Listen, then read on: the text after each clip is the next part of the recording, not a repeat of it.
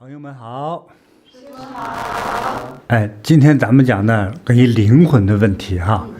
你们两个觉得一听这个有点兴奋感吗？哈，非常兴奋，会紧张吗？毛骨悚然，起鸡皮疙瘩了。对，有什么样的问题呢？也可以提哈。大家所有的网友朋友呢，如果你有相关的问题哈，你赶快写出来发送出来，顺便帮你讲一讲哈。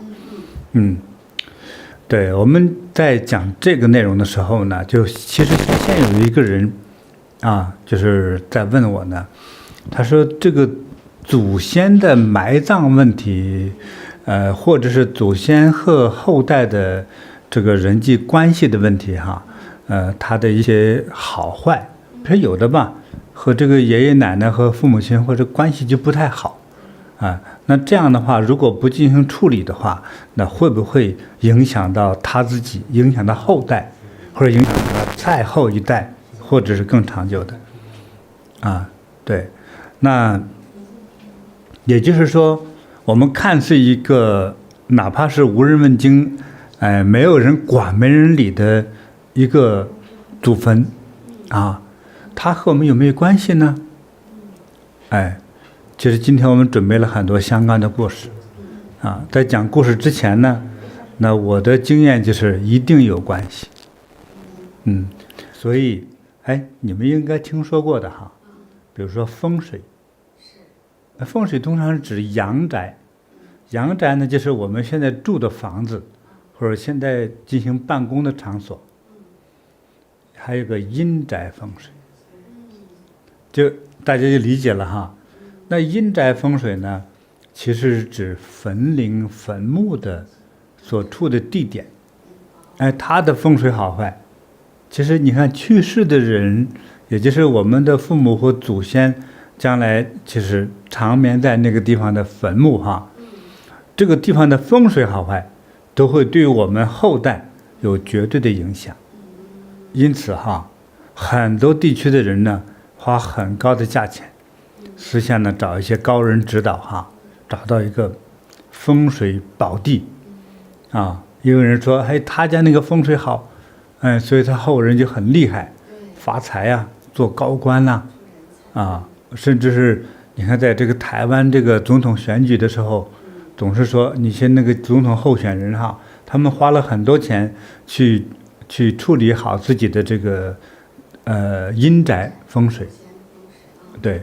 所以这个信不信是我们去接下来要学习的问题哈，但是我觉得是有关联的。这一个是埋进坟墓这个祖坟当中的祖先亲人们，他和我们直接后代的关联和关系的好坏，对我们后人都会有影响。第二个才是说这个风水这个阴宅的风水的好坏，那对我们后人呢，也是有影响。那么这两种关系有一个出了问题都不行。比如说风水好，可是那躺在里面的人和现在活着的后代关系不好，所以好风水你也得不了好，因为你祖上会讨厌你，甚至是总有惩罚你、报仇的心的话，就算是有机会发财，恐怕这个财呢也守不住所以我们研究过很多时代帝王和一些这个高贵人家的这个阴宅哈，它确实是有一些说法的，对。所以今天呢我们就不讲那么深了哈，我们今天讲一些案例你看在1周前哈，1个礼拜之前，我呢就去在一个海边呢，就和一些行人呢去做结缘，就看看有没有缘分，给他看看他的问题。其中一位40多岁的先生他带他太太呢给我来咨询这先生呢长得相貌还不错哈，文质彬彬的，挺大大方方的，对，还是不错的，对，他有一个关键的问题是，对，他刚来的时候是我先接待的他哈，师傅，是然后他呢就问我说，你帮我看一看，我从今天起往后我的人生命运会如何？哎，他问了这么一个问题，我当时也是有一点就是愣住了哈，因为一般人来问都是一个具体的问题。就是我应不应该找这个工作呀？或者我的姻缘怎么样啊？很少有人会问这么一个广阔的问题。或者是我最近的运气如何？对，他还问了说，好像之后下半生的没错运气的感觉。哎，提问这种问题的人也是第一次遇到哈。第一次遇到，我当时就犯难了，我就请师傅了，我就请师傅出来，我说请我们师傅帮你看一看啊。对，然后师傅就帮着他看了看。对啊。那我帮他看的时候呢，因为我们都是晚上利用晚上休息时间去看，其实也确实不如白天看得清楚。我整体上哈，我没有细看，我们讲的就是一个初步结缘，就我的心态哈，和在外面和人结缘啊，看个相，看的命运的时候，我先本着一个心态，就是初步结缘，尽量说好话，就算这人倒霉，明天就死，你也不能说你明天死。就弄不好他把我现在给砸死了哈，对，他在死呢。就是大家其实每个人都希望说，算命先生说我好，对吧？就是我们自己去让人算命，也是希望说，你看我多好啊，多有福啊，多有气质啊，什么等等，就希望说下好话。所以这个概念呢，我心里也是有。这一开始我就说挺好挺好，他就很严肃，他也不笑，还是问你那句话哈，就是你看看我今后的我的运气怎么样呢？那这么严肃，这个弄得我也就变得，那我也严肃一下来看看吧。那我仔细端详，睁开火眼金睛，一看，就不得了，我就问先生，你这2-3年当中，你发生了一些不好的事吧？他一愣，确实是，比如说我那个股票之类的哈，这10多年呢，一直往下跌，就一直在股票上亏钱。他就完了不说话了。我说，这只是一件事，请继续再说，而且发生的是不好的事。他就说还有我在2-3年前呢，发生了一场严重的车祸。差点要了我的小命，然后我的额头、的鼻子、腿，都好几处粉碎性骨折，看不出来吧？当时我们一点都没看出来。所以想做美容的，请到韩国来，真的，韩国美容技术真的很棒，他愣给缝合的弄的哈，大家几乎都被打脸，都看不出来。你看粉碎性骨折啊。通常说脸上留下的疤是不容易长起来的，我们就看不出来，我们没看出来，对，师傅看出来了，很奇怪哈，其实我看到的不是这一层，我看到的呢是他的脸上冒出了一团黑的。上头带一点红色火光气的那种，一看就是这种妖鬼那种阴气，很强烈的这种带有妖邪的鬼阴之气，是这样。但是在脸上呢，我看得很清楚。我说你们看呢，就是那个气呀。我说看不见呢，说你们几个人看不见是吧？继续练，因为我带了老花镜所以你们也配老花镜吧所以你们看不见，但我看见了。看你脸上如果有这个气，一定是倒霉，而且我感觉的已经很久了。所以就说，反正干啥不顺，并且呢，这个也说钱来了嘛，看着手到了钱里了，不是钱到了手里了，可是呢，在他手边就滑过去了，就像一条鲶鱼一样，你一抓，呲溜跑了，不是你的。他说这个干啥不顺呢？接下来呢，他又问，那师傅你看我为什么这么倒霉呢？我说可是你问的我也不想给你看呢，黑灯瞎火的我也怕鬼好吧，管闲事儿，我就闭上眼睛一看都有点瞎胡闹闭上眼睛，睁眼都是看不清，还闭上眼睛怎么看了？我就闭上眼睛看了一下。我看的啥呢？这也需要动脑筋，因为他这些灾祸从哪来的？通常是问家长，对不对？但是更明白家长，就是活着的家长，其实不懂的，人的肉眼是不懂的这个东西。就是他已经往生了，他的家族的族长其实是，就是已经往生可能多年的，也就是他这个家族掌门人这老先生。我就用功夫请他出来，这一个从电影角度来说一个老鬼出来，但我看的不是个鬼啊，就一个老头子，留着黑胡子，戴着个黑冠，黑的那种特别的纱帽，他还说的是中文啊，就是你这后代孩子，为什么这么倒霉呢？请你告诉我。他就说：“哎呀，那个王八蛋，我就该揍他，我就想揍他，我特别讨厌他。”我说还讨厌谁呢？他妈我也特别讨厌。他爸也讨厌，已经收回来了。他爸这是他这个祖宗嘛，就说来给我问话的这个先生哈，他说他的爸爸，他爸爸也讨厌，但是我把他收回来了。他妈我更讨厌倒不如说更讨厌现在问你话的这个小子，这是我们这个家族中的一个孙子吧，我其实用意念给他对话，说那你为什么会讨厌他呢？对不对？是从你的这个支系来说，是你的后人呢。你作为一个祖宗一个掌门人，你怎么会讨厌你的一个血脉传承的后人呢？他也说，你不是刚唱了首歌吗？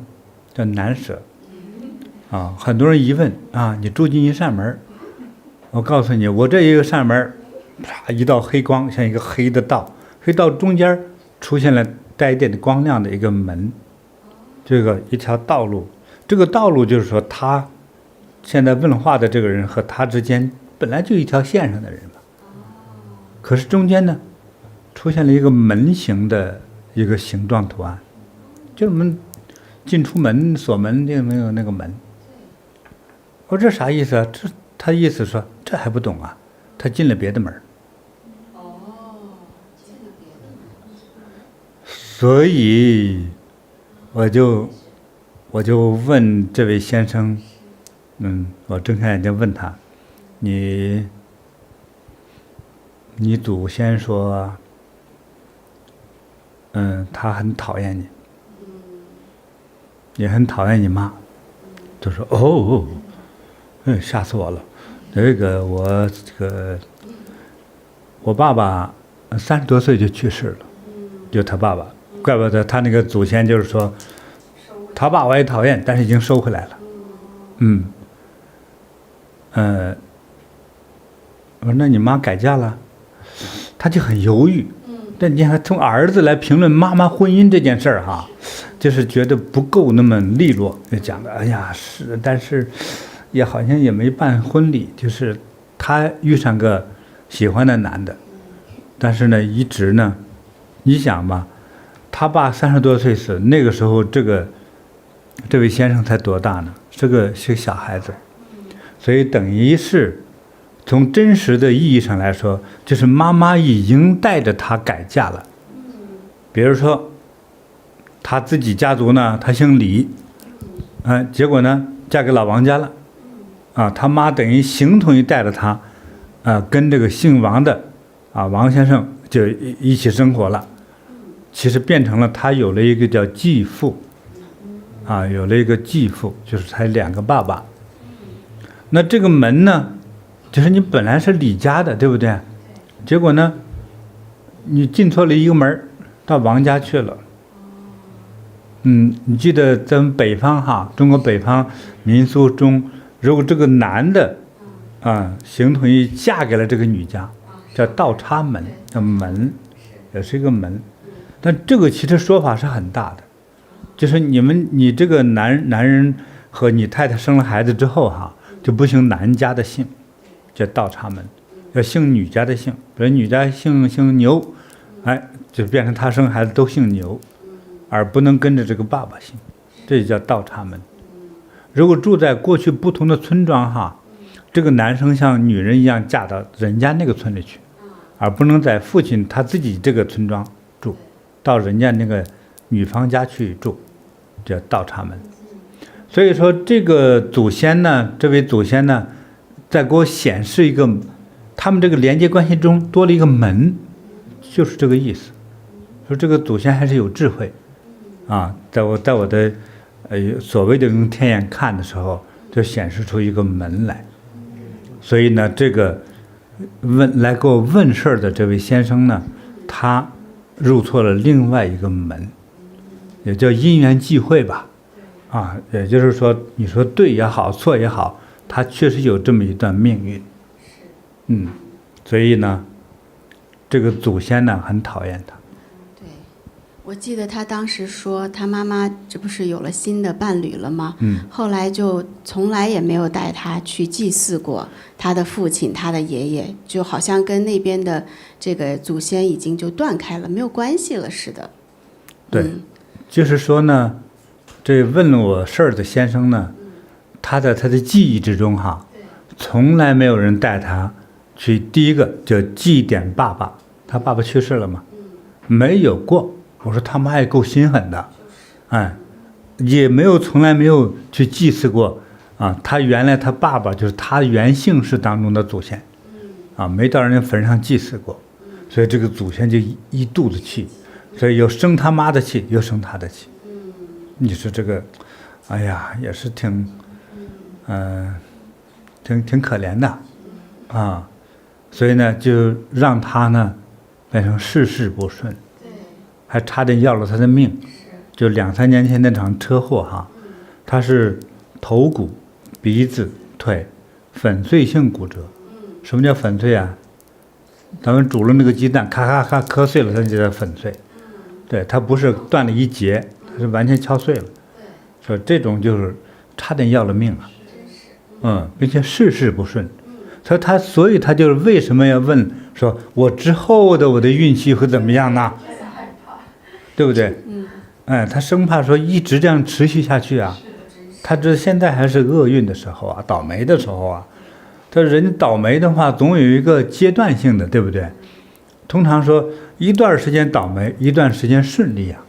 可是他呢，就一直倒霉去的，你这个麻烦哈，所以这也给大家学习一下这段故事哈。这是我亲自接待、亲自看的人，一个很奇怪的故事。那他也是非常幸运，那一天真的有机缘得到师父这样的咨询，师父就指导了他，就说首先要回去祭祖。来祭祀他的爷爷，祭祀他的父亲然后呢，很重要的是要为爷爷、为父亲、为祖先去供灯，做功德，要超度他们。对。然后师父还说，他一定要就是认祖归宗，要确认他就是他父亲这一个支脉传承下来的姓，不要去跟着他的妈妈现在新的这个伴侣去跟人家的姓了。就是从祖宗血脉来说哈，就算是妈妈改嫁给别的男人了哈，但是你呢，应该你的血脉中传承的是你的亲生父亲这支血脉，所以一个是要祭奠已经去世的父亲，还要祭奠那个你们家这个你父亲这一脉当中的祖先啊，一定要祭祀。所以像清明盂兰盆这个期间呢，一个是上坟祭祀祭奠或者是点这个功德的灯这样才对他们有好处，他的运气才能转过来。这只是一部分。那我个人还看呢说，但是你命运中经历这些东西的时候，其实就是什么呢？功德少，罪也大罪也太大。所以呢，就是有了点钱，买了个破股票，就天天往下跌。比如说，这种发财20万美金吧，买了之后，到10年以后，快剩2万了，就几乎快没了，就像一个买了一个雪糕一样嘛，不断的融化，不断融化，它自己就往下跌，它的价值，这个多可怜呢，是吧？这个其实本身除了他对祖先之间祭祀的这个功德不够他本身还缺少真正的人生功德哎，说除了祭祀父亲、祭祀祖先哈，还要再做功德。哎，所以我就是希望他呢，去祭祀完这个他的这个祖先、他父亲之后，再回来找我们哈，我们再帮他，我再告诉他，你呢赶快到我们的道场啊，来做功德，做义工，来点灯，你之后才能有运气，你之后你那只股票哈，说不定啊就是咸鱼翻身，咸鱼翻身，啊这个鱼呢被吃了一半之后又复活了，说不定哈。哎，对对对，这个如果佛菩萨，如果来帮你发点财的话，那容易了，是吧？你20万跌成2万的，说不定再涨回来变成40万，这个极有可能啊。对，关键他事事顺利啊，他现在事儿能做，做到一定程度的时候就爆破掉，就灭了他。所以2、3年前差点要了他的命。如果再不祭祀他的祖先，下次遇到的也不知哪一天，就干脆没机会再做功德了，就命就没了。哎，所以乍一看，啊，这小伙子是相貌堂堂，对不对？对，但实际上呢，是厄运缠身呐。对，所以呢，大家要懂得这个概念哈，一定要懂得去祭祀，你的去世的一个是父母，再加历代祖先。啊，一定有那份感恩加恭敬心，对他有好处，太感恩师父了，遇见师父这个小伙儿开始吉祥的人生，对，他只要听话照做，对，感恩师父，就至少他跟我们聊过天嘛，对，还有我们心中对他默默的祝福啊，所以我们下次念佛的时候呢，这个跟我咨询过的，我们都会去保佑他，对，凡是所有咨询过的。你像包括现在上了网给咱留言的哈，就是大家喜不喜欢我们讲的故事？如果你喜欢，那我们就保佑你哈。完了之后呢，让你顺风顺水，一顺百顺，对，这个好运连连哈，这个发财顺手啊，收到，还要健康长寿、聪明伶俐啊，喜欢，人见人爱，收到。网友太开心了，都说喜欢师父，超级喜欢，好，真幸运能遇到师父，好，收到师父的加持了，那师父，因为现在这个时间段嘛，也是挺接近我们那个中元节，就是盂兰盆节。对。然后我们其实也世界各地很多网友朋友们也有发来相关的问题和故事。其中有一位是来自于纽约的小雨他就说呢，有些事情当下看起来是一个简单的决定，可是过了1、2年再回头看，才发现原来当初省事的选择。怎么会让一家人承受很多意想不到的后果？她的故事是这样的：2023年9月，她的婆婆因为癌症而过世了。在处理后事的时候呢，婆婆没有留下遗言，家里主要还是听公公的意思。那公公呢，态度就非常非常的坚决，坚持一定要把婆婆海葬。他说，以后孩子们都在外地，没有人扫墓。土葬还要找地方，还要安葬，太麻烦了。海葬最省事。我先生就劝公公说，希望老人还是按照传统能够入土为安。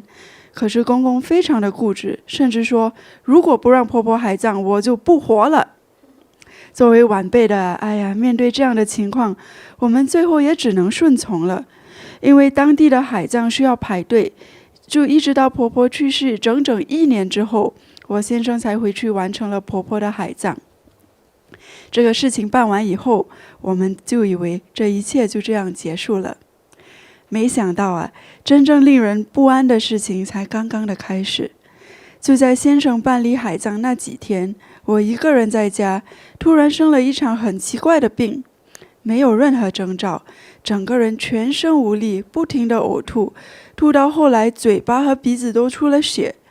我照镜子的时候看到自己脸色灰白，真的把自己吓坏了。而婆婆海葬后的第3天，正好也就是婆婆的忌日，我的儿子放学回家的路上发生了一起连环车祸，前后2辆车的安全气囊全都弹了出来，现场情况十分的惊险。还好我平时都有为儿子在禅堂点灯和做功德，庆幸的是，在佛菩萨和师父的护佑下，儿子和车辆都安然无恙。可是事情到这里还没结束呢。到2025年9月，也就是婆婆海葬刚好满1年，我家里又开始接连出事。先是我公公，他原本身体还不错的，脾气也很大，说话很有底气。可是那段时间，他突然变得神志不清，整个人像变了一个人似的。他打电话威胁自己的妹妹，说他们不要出门，不然就要杀了他们。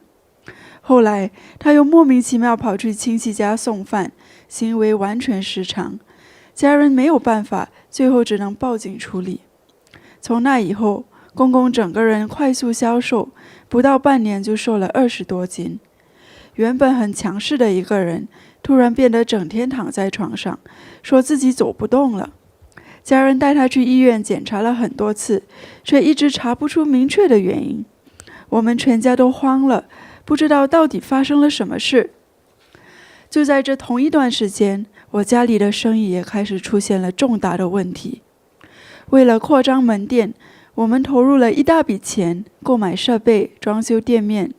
结果设备先是被海关扣住，好不容易准备放行，又因为运输过程中出错，被送到错的地点。最后呢，整个集装箱竟然又被退回生产国，只能重新再运出来了。为了赶开业，先生没有办法，只能重新订一批设备。这个接连的海关费啊、仓储费啊、运费，每一天都在增加，钱不断的往外流，生意却始终没有真正好起来。眼看着投入越来越多，我们却一点办法也没有。到了年底，我先生的健康又亮了红灯，他突然得了这个带状疱疹，短短的一段时间，人憔悴了很多，特别容易疲累。就是你看哈，我自己、儿子、公公、先生频繁出事情，家里的生意还一落千丈，几乎都是在婆婆海葬的1年之内就接连发生出来的这些状况。后来公公精神出问题之后，家人实在折腾的没办法，带他去问了一个通灵的人。这个通灵的人一看他就说，你婆婆说她很冷，到处都是水。我们终于明白了，这一切不吉祥都是源于婆婆的海葬。好在这1年里，我一直在禅堂做义工，一直坚持为家人供灯消灾祈福。每次想到这里，我心里都很感恩。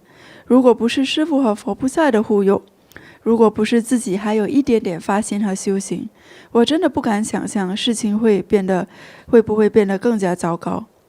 如今我也很想请示师父，我们应该如何做才能真正帮助到婆婆，也让家人能够真正的平安吉祥呢？真诚感恩师父。这来自纽约的小鱼，她其实刚开始呢，婆婆海葬的时候，她还没有意识到她身边发生的一些问题，就包括她自己，就是身体突然出了问题，吐血了，然后婆婆海葬3天以后，儿子出车祸，她都没有联系到。但是等婆婆海葬1年之后，公公精神失常了，老公也生病了，最后家里的生意急转直下，到现在都是亏损，原本好好的。他回头再一想，这一切都是有因缘的，有关联的啊。真有意思哈。是，后来他们还找了一个通灵人，通灵人看了他们就说，那个是他婆婆说她很冷，旁边都是水。咱们分析一下啊。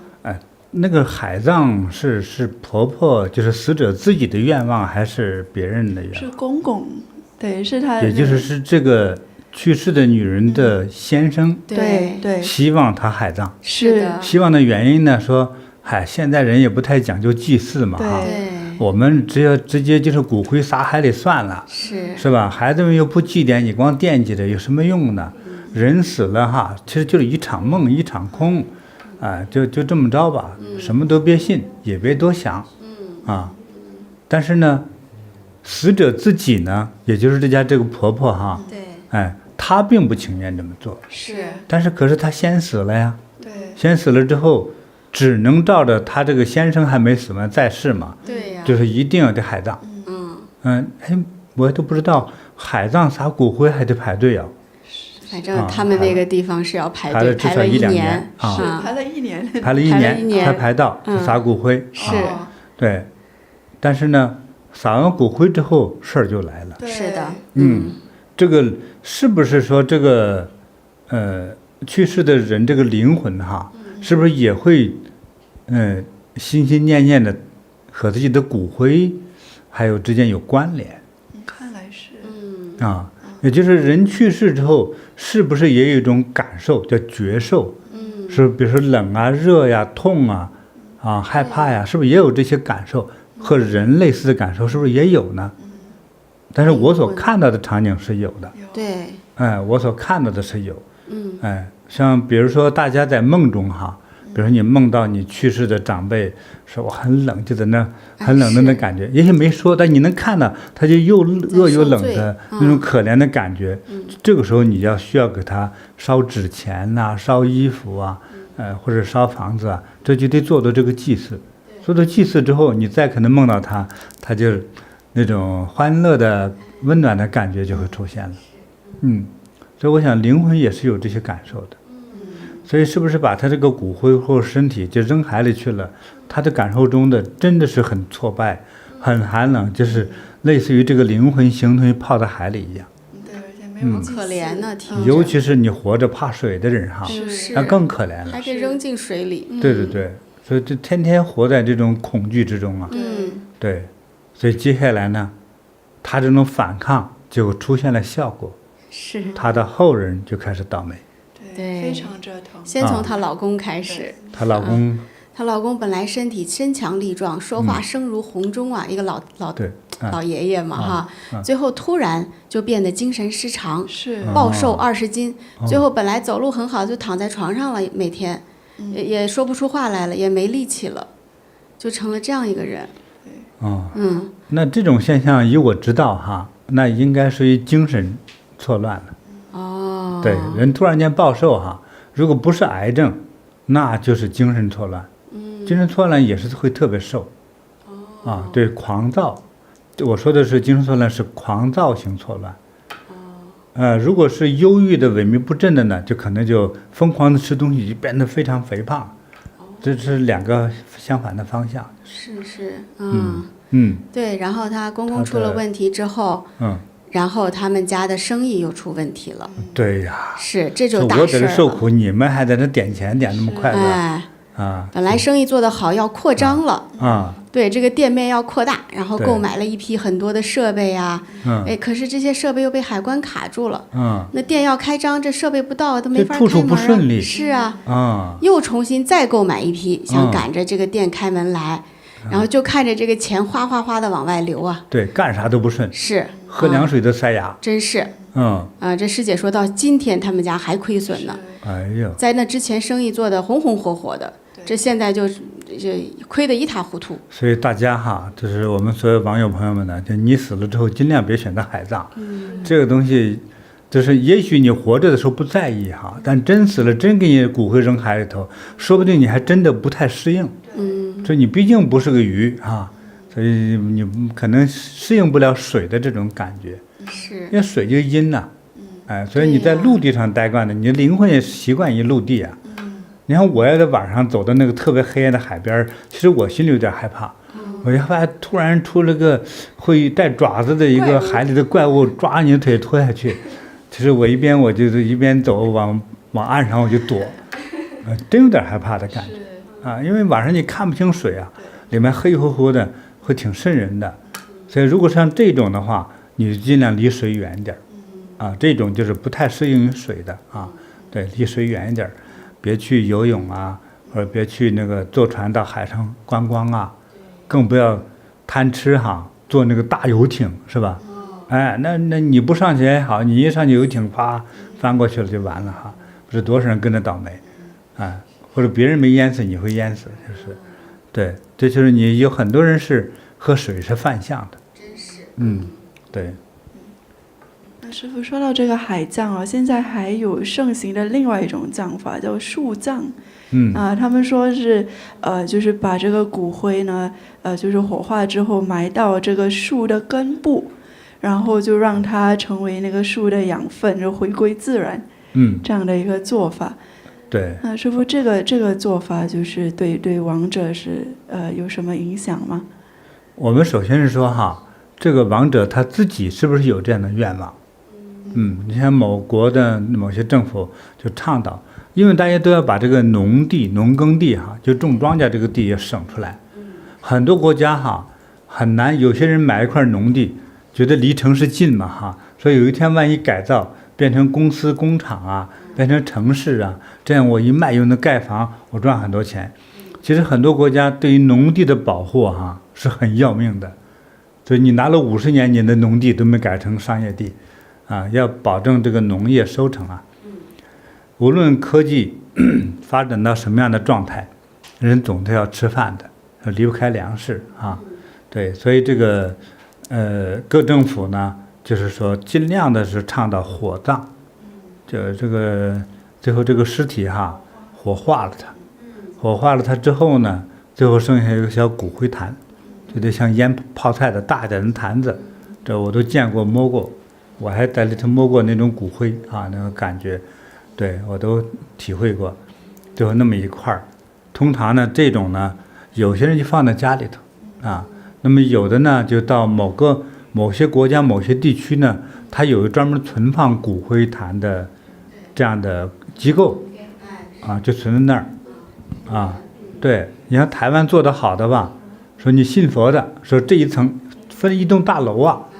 比如第7层，这是信佛的，就像一个个的小保险柜，放在你那个骨灰坛在里头。你信佛的呢，整天在那念佛号，阿弥陀佛，天天念。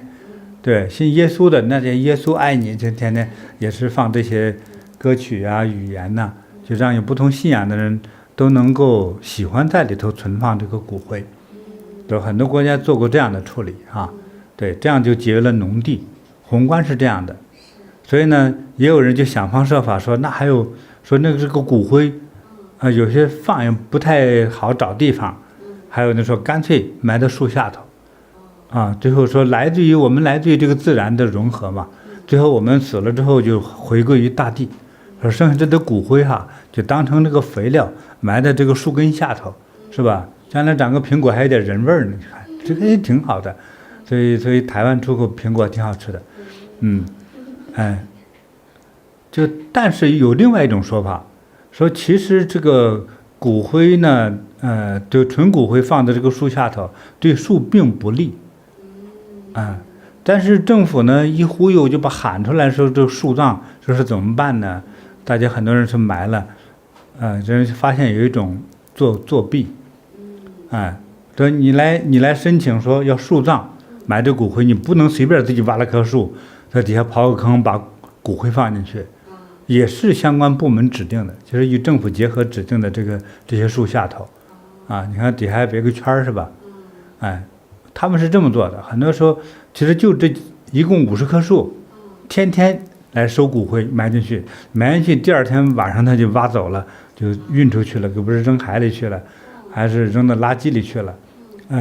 第二天、第3天的就开始再下一波人，还同样这个树坑，对你继续埋吧，来倒你的骨灰来吧，对，在那又闹一场哭一场，走了，我们再把骨灰再扔了，再找下一家再来，对，也有这么做的。那祖先肯定不开心。在韩国呢，我们还遇到的有韩国的朋友哈，就是他的上辈人去世之后，就是到一个佛教的一个庙里头，对，说庙里头听说有50多个可以在他那个庙的地上可以埋骨灰坛的地方，放骨灰坛的地方，等过了几年托梦，他的长辈托梦不吉祥，对，他也得病完了去找骨灰坛嘛，找不着了，对，问和尚呢，原来老和尚也去世了，新小和尚说不知道，但实际上呢，能猜出来啊，就他的能存放骨灰坛的位置一共50个，对不对？那么这10几年的话，都至少收了2000个了，所以呢，就是只是把这个空地方永远能有10多个空闲的地方，弄完了之后就把你骨灰就扔了，连坛子一块扔了，再找下一个人来花的钱放在这儿，哎，他直接就是给你一了百了，所以这个亡灵呢就来折磨他的后代。这真是我们遇到过好几起这样子的，是啊，年轻人啊，就但让后代倒霉啊，真是倒霉的啊。来请师傅看，最后一问，好多都是祖上的那个骨灰被埋葬在寺庙里的某个树下了。我记得在我们韩国鞍山禅堂，对，哎，那几个月前我在那儿给大家咨询呢，看一看的时候，哎，有一位女士哎，她得了个怪病，她这个舌头就像失控，像条蛇一样在那里摇摆着，在里头乱翻滚。你这什么病都有，没见过这个舌头在里头瞎折腾的吗？当时见的时候把我们惊讶坏了。对，那个舌头在那里乱翻，弄得他哪都不舒服，头也痛，脖子也痛，没人治得了。我说你做全身检查吧，没什么病，但是没啥病，我这个舌头控制不住，没啥病。你只能说，因为疾病就是人体太复杂了，所以你今天你做人形机器人完全仿人是很艰难的，对不对？他做出个人体来，他毕竟没有人的那种很多细节的体会的东西，对不对？所以那你看他那个长辈也是这样，在很多年之前，其实他问我怎么回事，我这个舌头怎么弄啊？能不能给我查查这是什么因果关系呀？我也是闭着眼睛去看吧，看，哎，出来我还没问他祖宗。结果我记得那一次就1分钟我就看。师兄他的太太有一天来禅堂来咨询，那他当时师兄来到禅堂的时候呀，他面色呀都是发乌的，然后呢心神不宁，好像是受到了很大的惊吓。他呢就叙述了一下呀，他头一天晚上做了一个噩梦，梦中有一团黑气向他扑面而来，然后耳边呢还听到了阵阵的这种谩骂的声音。那这个师兄一下子就从梦中惊醒了，这师兄的尖叫声把身旁的师姐都吓到了。那禅堂的这个老师呢询问之后呢，才知道师兄他这样的噩梦其实已经有一段时间了，而且最近呢是越来越频繁，越来越严重了。这位师兄他不只是晚上睡不好，他其实白天在生活中也接二连三的发生了状况。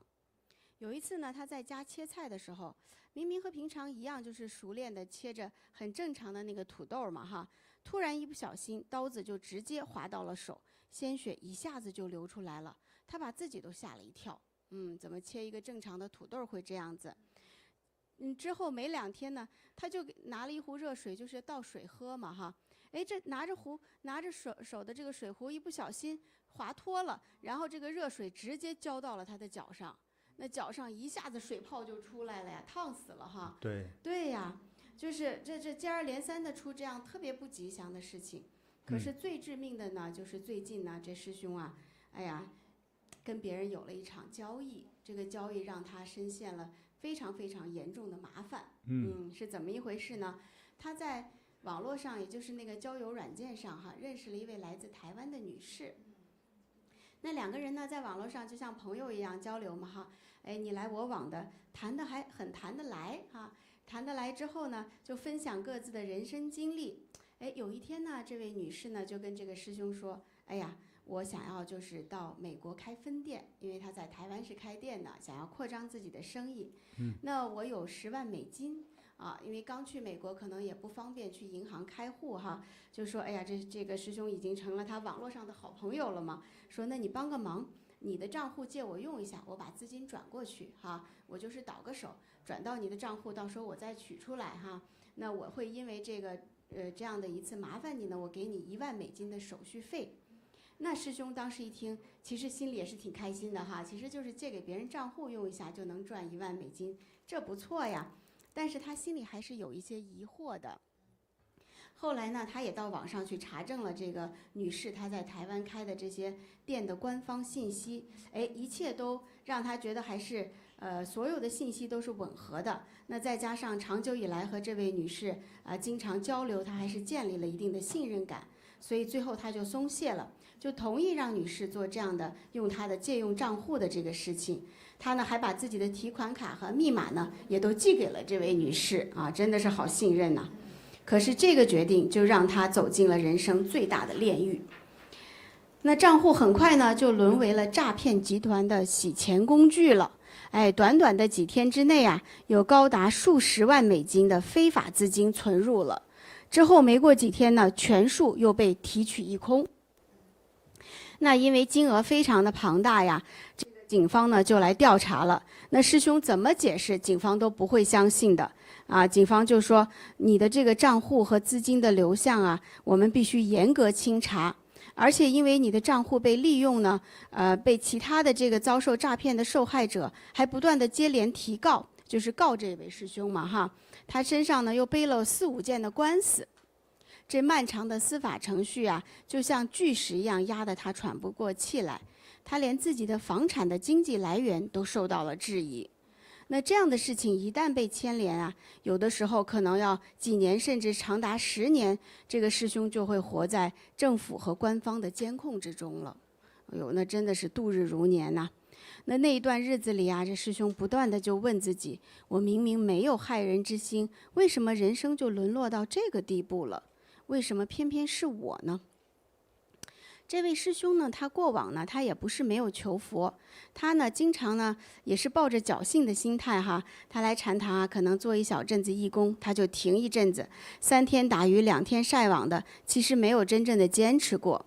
他家师姐呢在旁边还无奈地说啊，我们师兄平日啊对做功德呀是比较小气的，说话还常不算数，所以啊可能就是因为这样迟迟没有彻底的根本解决问题。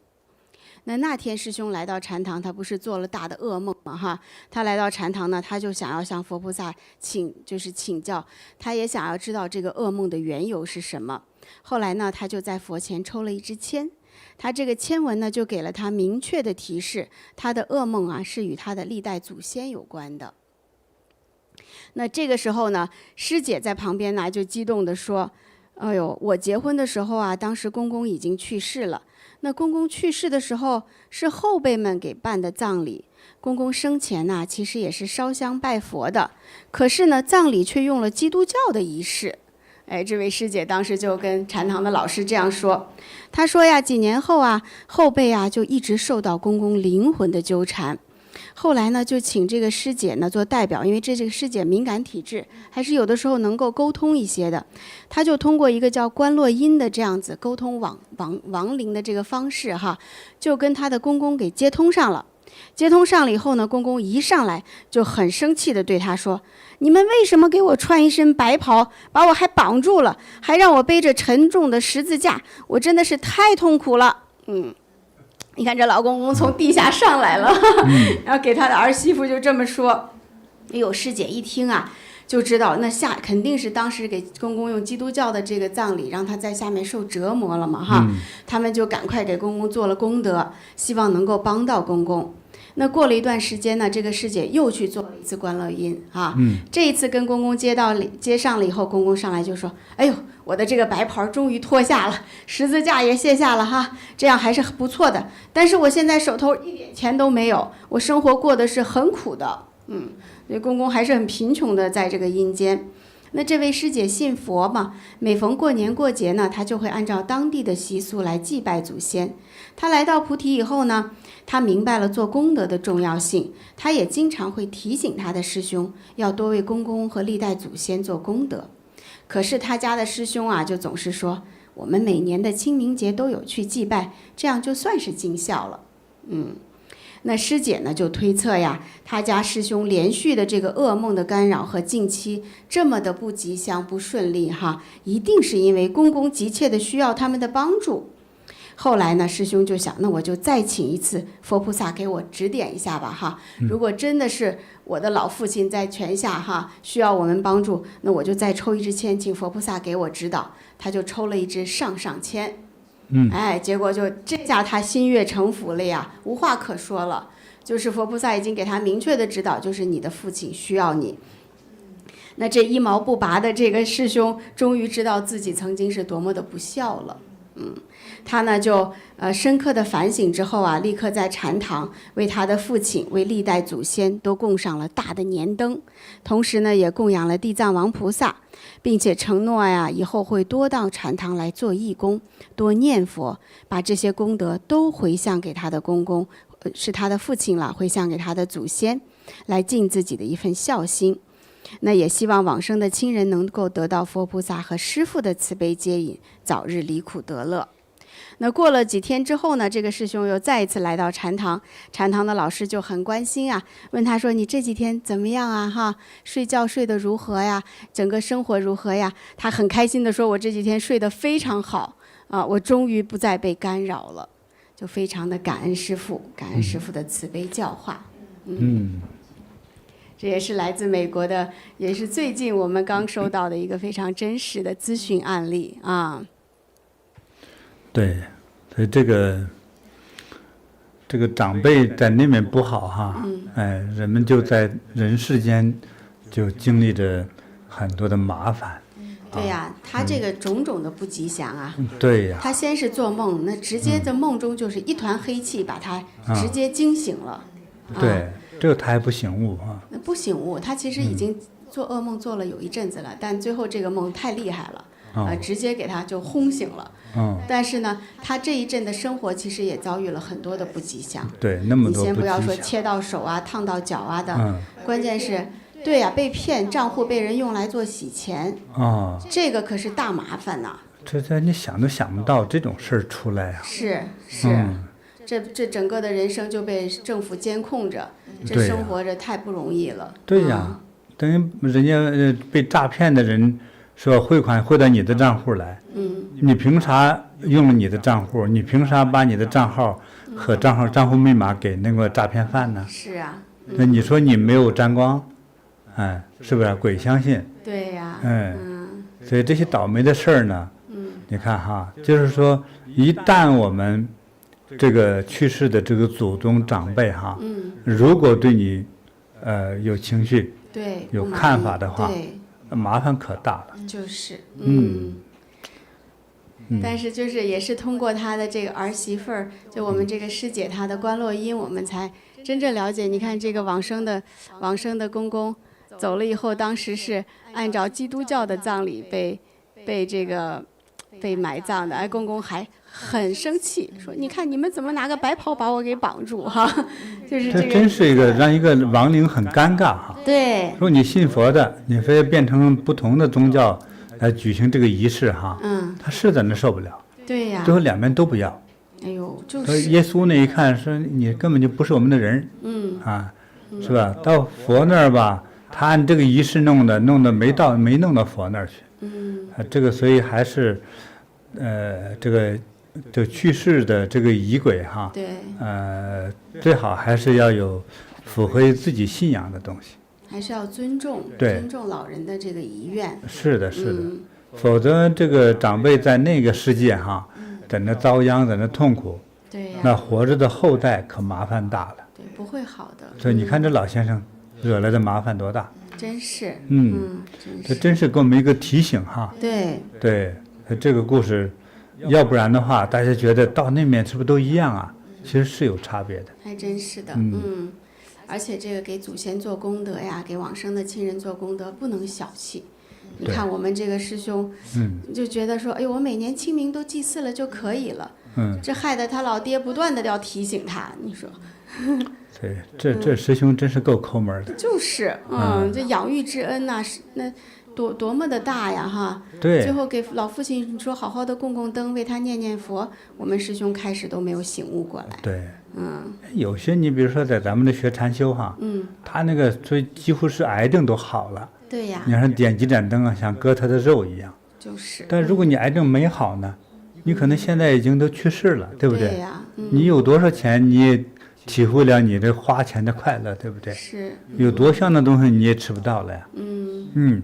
所以花一点钱点个灯，觉得就舍不得哈。但是有的时候乱投资，贪小便宜乱投资，一个便宜叫人给骗的哈。就是自己的整个这个存款，比如说按美金算哈，对，可能30万、60万美金存款一笔就被别人给骗走了，真是就是这样的。可是平时呢，舍不得吃，舍不得花，是的，是的，就是这样的，连点个灯、消个灾都舍不得，对，最后，结果这个他的财富哈消失的更快。对，这我们其实个真是碰到好多起这样的例子，师傅。对，所以这才是真正的叫乞丐命哈，就是有钱人的乞丐命。虽然有一点存款，但是他的生活方式就是乞丐。该花的地方不花，对，不该花的地方花。对，还有很多人，你比如说我们修道场呢，是说捐点款发点心吧哈，比如说差不多，属于亿万富翁级的哈，我说的不是大亿万富翁，可能他有存款1、2个亿，你捐款的话，哎，很重病好了，捐款5000，哎，对吧？是，哎，我们在说的时候，他说我没钱，对，哎，该做功德的时候1毛不拔，对，等过了2年来找我，我说咋了？怎么又哭又闹的？说哎呀，我1亿美金了，哎，被一个骗子给骗跑了。我说你有这么多钱了？师傅能不能给我追回来？追回来咱们见面分了好不好？哎呀，这咱们不是强盗啊，也就是就算给你哈，咱们趁佛理给你追回来的话，我们也不会要你这么多钱，对不对？是，你这也是啊，适当的要有个发心啊，也不用太大。对，但是你也不能抠门到了救命之恩，是吧？几块钱花的都很痛苦。这个我觉得那钱的意义何在啊？是，我们就变成这个钱这个数字的一个奴隶。但是让你上当的诈骗你的人呢，就把你有这一笔钱的人的心就研究透了。你虽然有钱，你还是贪心，是，所以他用你的贪心的方法把你的钱又给抠走了。对，又没做过功德，你看。对对。真要做了那功德哈，其实到时候佛菩萨哈会警示给你的。对。你自然想到了哈，休想骗我，你是骗人的哈。是的。对。所以也提醒大家哈，我们之前也提醒了，就是，你这个好多人财富被人骗走哈，其实也是贪婪的心。真是。贪婪的心，就觉得是一个很好的一个投资项目啊。对，一说那个什么红利多少倍多少倍，一听啊，激动的鼻子都流血了啊！那又一个发财的机会啊，请大家记住哈，天上不会随便给你掉馅饼给你的啊。当超越于整个正常市场需求的时候，那不可能发生的事情。如果有人跟你说了，你一定要想到这是个骗局。但也有的时候会去相信，说我的老同学李大哥不可能是个骗子，他更怎么说会来骗我呢？我也没坑他，没害他。但是人哈，像某种商业的模式，就是专门拿货卖给熟人，对吧？包括诈骗，也是，反正一次把你榨干了，但你总想不到说他会骗你嘛。但骗了你之后，你找他，他说我没有骗你啊。是你自己投资失利而已，对不对？投资呢，就有起有落，就像股票一样，像海水一样，很正常啊。就是你又没法告他，是吧？在这里也做这么一个提醒。但是总的来说，你没有功德的话呢，反正事事不顺。说要钱就输钱，啊，要幸福可能离婚，啊，吵架打架啊，要子女不争气，所以各种各样的这种麻烦都会出现。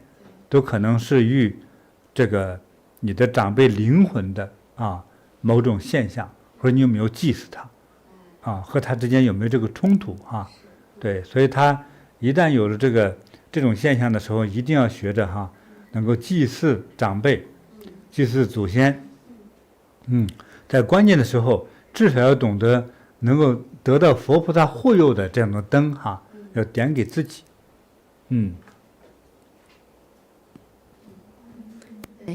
那师父，那我们也给这位来自我们刚才那2个故事，我们都给他们送一个礼物，好不好？好。好。先是香可讲的那个故事哈，小鱼纽约的。好的。纽约的小鱼。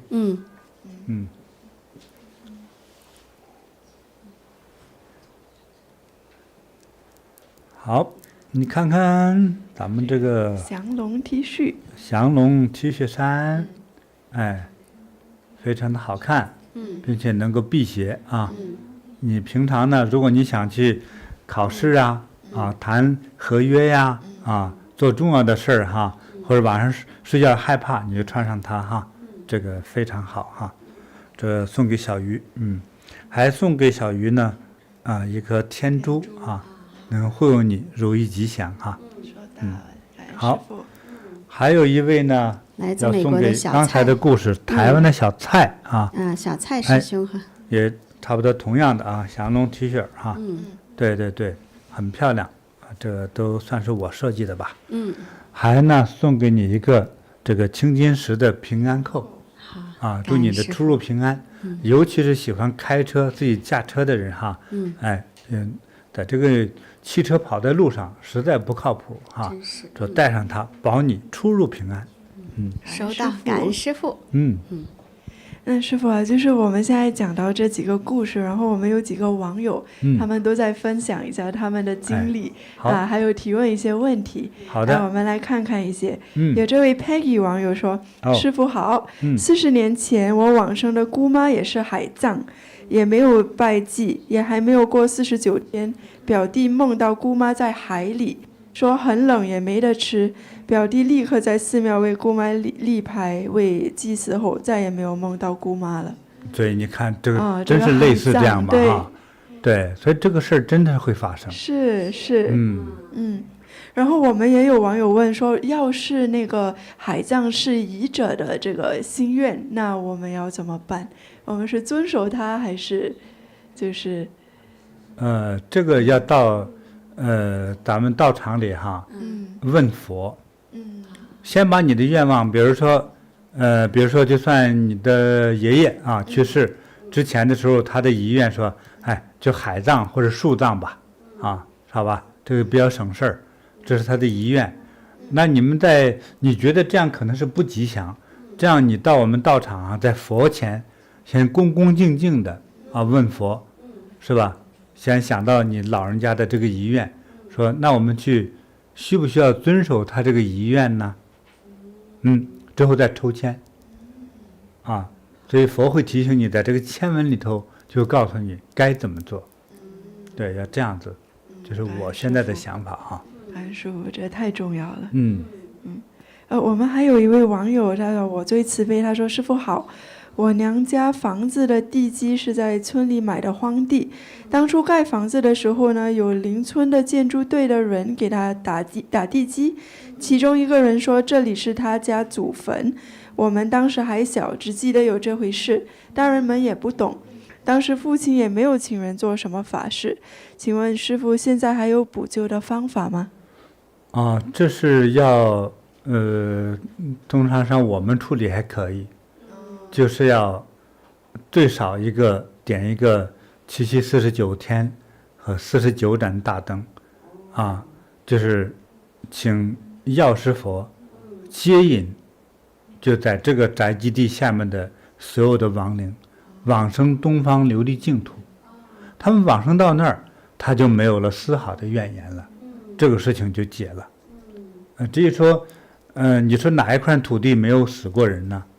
几乎人类经常居住的地方从历史以来都住过人，就曾经都死过人，只是说有没有说你现在盖住的这个房子底下有没有这个具体的坟和人的尸体骸骨之类的，如果没有那个就是更好了，就是如果有的话是有点麻烦，通常还需要移除，要找比较懂行的法师，要移除，对，这样就比较更安全一些。关键他说的这些话是不是真的有，这个如果他说了就走了，那也是一种现象哈，我们就是超度一下就可以了，是吧？如果你真很在意，你最好找人看，先把这个资料弄清楚，是不是底下真的有坟。如果有坟有骸骨，一定要请走。如果不请走，说不定这个埋葬的这个死者的灵魂可能会不乐意。你记得吗？我们马来西亚一个同修出差嘛，住旅馆，结果呢，有一个老奶奶还是什么，一个老奶奶灵魂，说这是我的床，你睡沙发去。最后他也很奇怪，那好吧，那我睡沙发。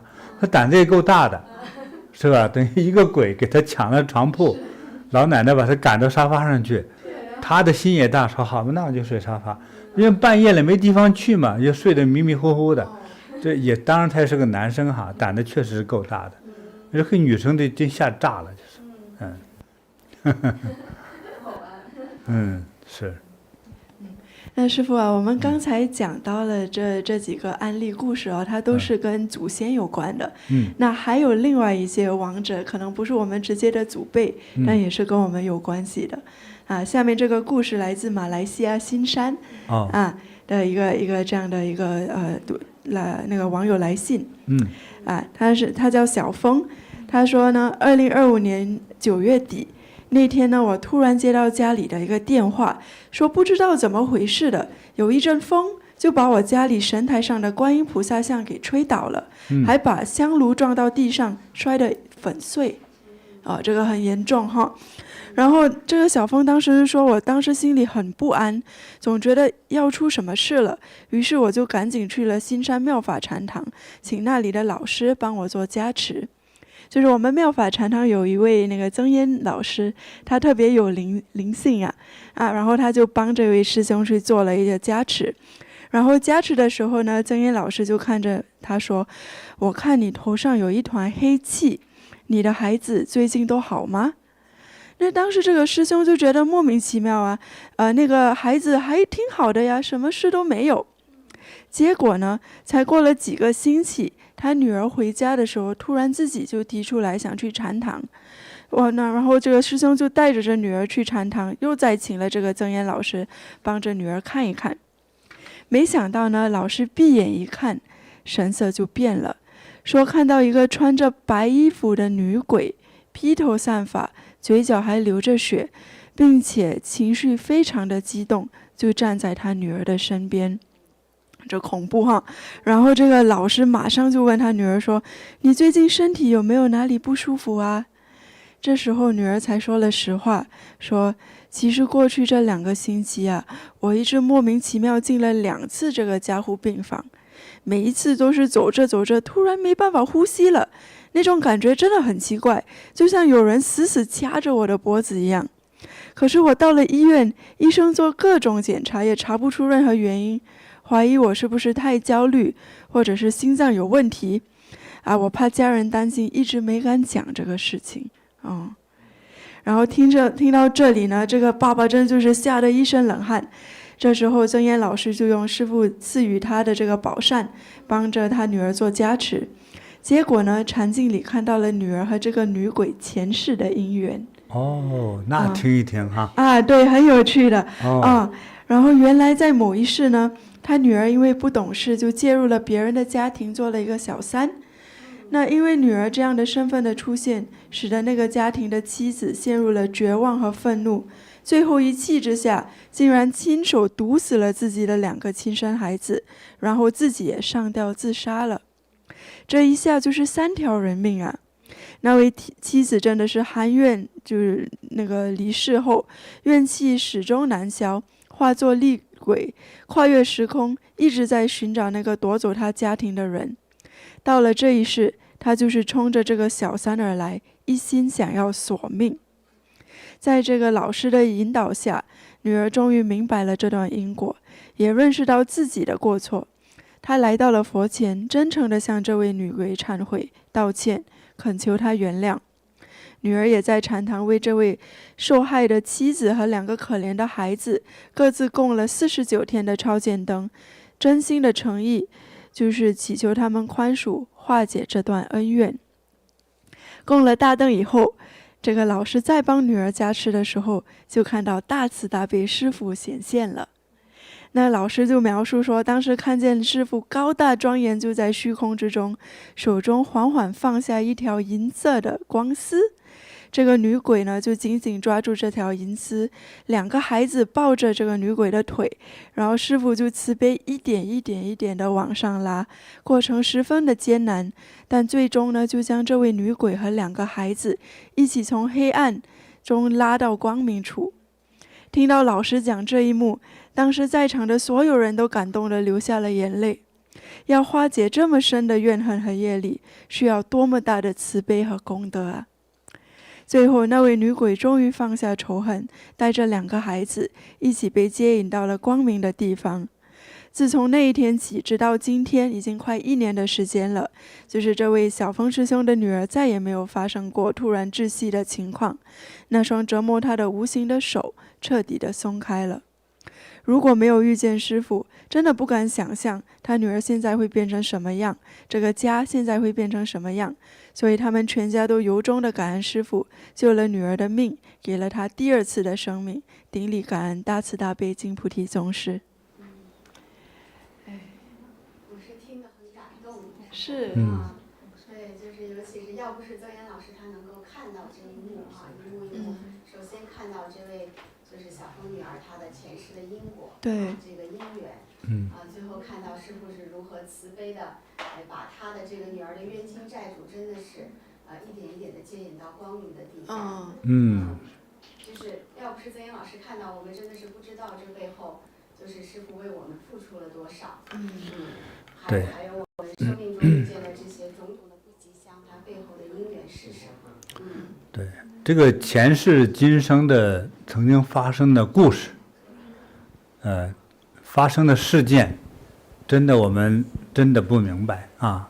对，曾经比如说我们前世我们做过屠夫、军阀啊、土匪，是吧？无赖都可能做过啊。所以曾经的伤害，我们在转世的时候喝1碗孟婆汤，前世记忆啊一概忘尽。你可以从你这个人的转世可以忘掉，但是那个业不会消失。对，因为你带着前世的记忆来了之后你再去全员没法生活。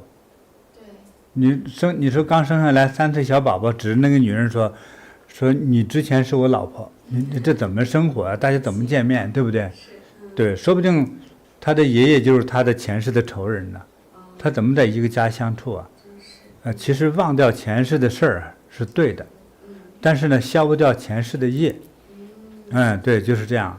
所以每个人曾经一世一世经历的各种悲欢离合、好坏的事情，其实我们不记得，其实倒是也挺好的。对，但是我们经过修行，还有的人是某种特殊的因缘呢，就有这种开天眼的这种可能就能看到过去世曾经的故事曾经的因缘，乃至还能看未来世可能会发生的事情这都是有的。所以那个马来西亚这边这个曾岩师姐呢，对，她是有了这样的一个能力能帮大家化解一些灾难，看到这个其实表现出来就是疾病嘛，这个疾病的根源，这样把它化解了之后，这个疾病也就不再发生了嘛。所以很多疾病本身它并不是你现在的身体本有的疾病，是一种因缘来带来的问题。对，就是这样子。所以能看到也好。对，那这位师姐她真的，她之所以能看到，她就是有这样的机缘来跟随师父，其实就是学习了2-3个月对，跟随师父学习2-3个月，她没有就是师父没有专门的去授她法呀，或者是怎样，她就是平时做我们平时正常的工作，去查找资料来打印文件她的真诚的心吧。对。才带来一些感应对，咱们就是说，现在说到这个故事对，你看，我们如果看到了前世曾经这家的姑娘得病的姑娘和之前她曾经给另外一个家庭带来的伤害，对，那我们才现在知道有一种方法给她能解掉这个怨气是，要不然的话，我相信这姑娘被折磨的其实也活不好。是，就算死不了，一定活不好。对呀。或者变成什么其他的问题对。他也是就是为了他们，他就是得知了这个姻缘之后，就为了女鬼和那个2个孩子就做了大功德，就是点49天大灯，对才能化解这一切。这如果点这点灯能化解了就不错了，真是，因为是人命关天呐，慈悲。你的孩子都20、30岁大姑娘，如花似玉的，对吧？这个时候如果突然真倒下去，醒不来呢？他去了2次急诊 ICU， 对不对？他家人都不知道，就说明当天去了之后，他缓解了，缓了解就回家了。是怕父母担心，就没告诉父母。对，如果出不来了呢，那人命就没了。就是人命关天的事情。其实人有的时候，我看那个视频上，有的讲着课的那个老师，歘倒下了。倒下了，要么是心梗，要么是脑梗，他有一个医学的原因，但这个人就走了。对，好好的，他本来还讲课着呢。很多疾病就是这样，就一刹那有了这种感觉，是有了一种感觉之后，一查有了癌症了。那么前2个月查还没癌症，现在一查有了癌症。从那有癌症被确认之后，有的2、3个月长得像鸡蛋那么大，就开始要命。对，是。5、6个月呢，就是蔓延全身。那这就是来索命了嘛。对。这个故事中有问题吗？有，师父，就是他最开始的时候，这个小峰师兄，他是接到了家里的一个紧急的电话，一阵风把他们家佛台上的观音菩萨吹倒了，然后菩萨倒了就把前面的这个香炉直接推到地下，摔了个粉碎。对，不吉祥。就这个是什么样的预兆呢？首先，第一个，你们家供的与神灵相关的像，如果倒了或摔坏了，肯定不好，非常不好，那很不吉祥啊。对。那么第二个呢，又是香炉，不管什么原因掉到地上摔坏了，这叫做大凶。还有一种寓意叫断后。为什么说这个香炉，这个叫香火旺盛？就是你家将来人才辈出，子孙满堂，对不对？你家能传承下去，就是香火旺盛，香火鼎盛。这是这个香炉的真正寓意。对。还有吉祥如意，对，心想事成，是吧？对，这个香火是指你家你的血脉传承，后继有人，甚至还多还兴旺。那如果把香炉砸了之后啊，哇，正好和它相反啊，真的很恐怖。所以你说你点了49天的灯就把这件事解了，还没完全解哈。如果将来有机会继续做功德，摔香炉的事儿还没解呢。对，那他是不是应该赶快来禅堂，再来请一尊香炉，请一尊菩萨像？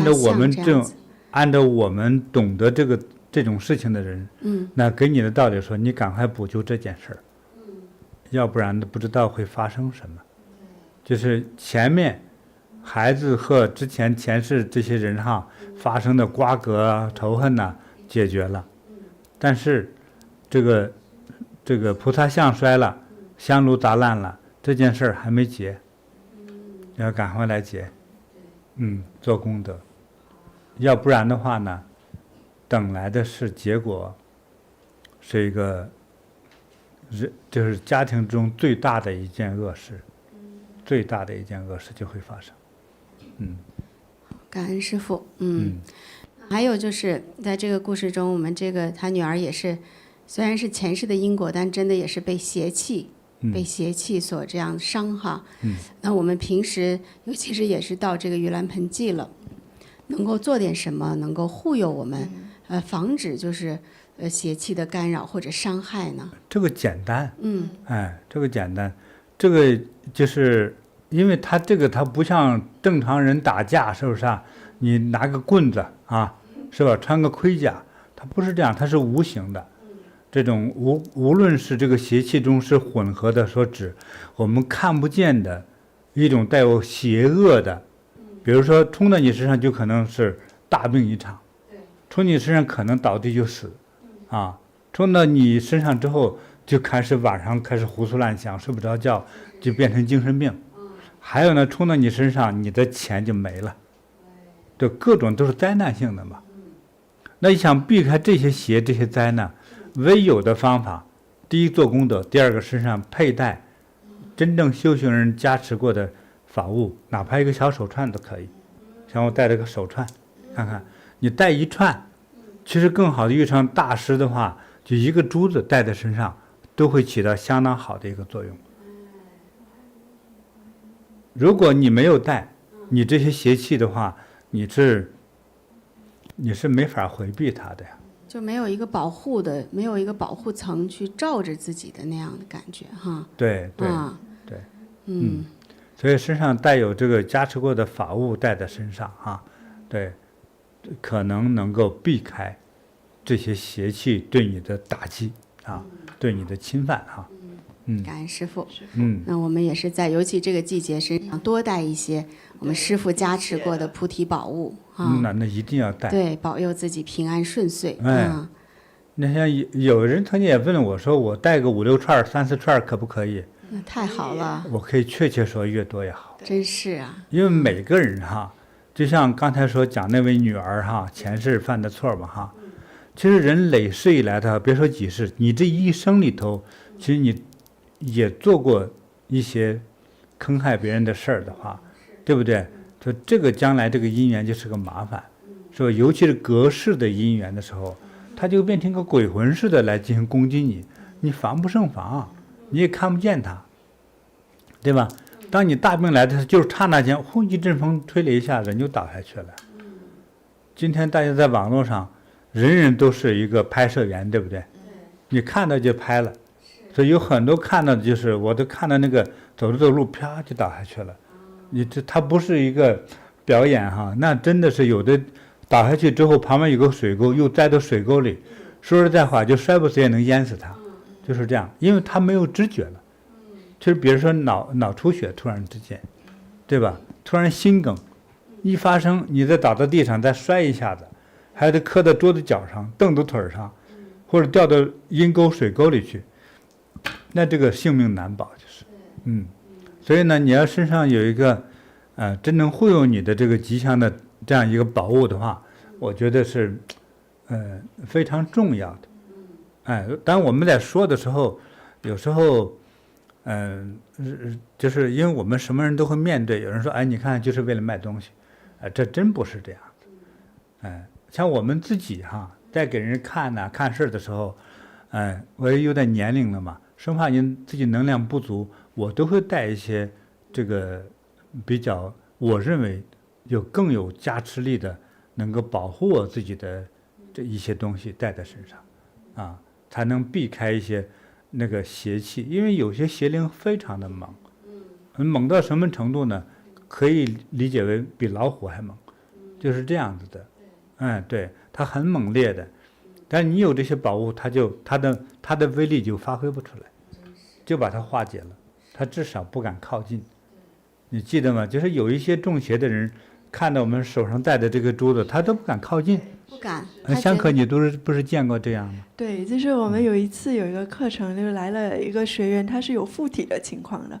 然后呢，他就是在课程中呢，他突然间他附体是时不时就会发作的嘛，他突然间发作了。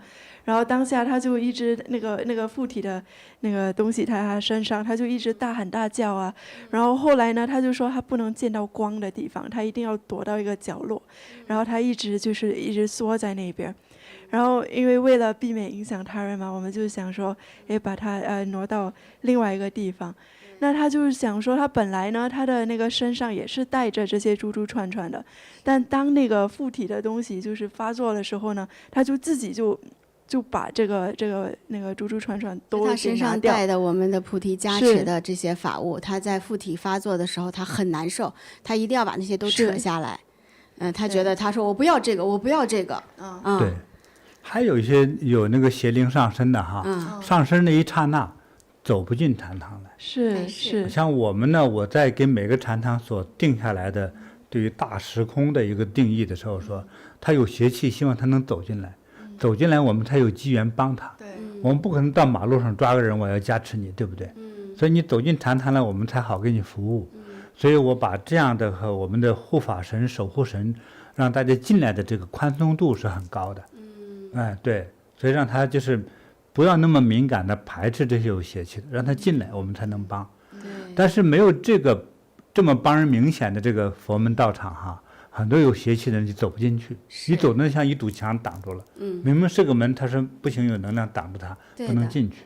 就是这样哈。他们见不得佛光。是，就见不得。对。对。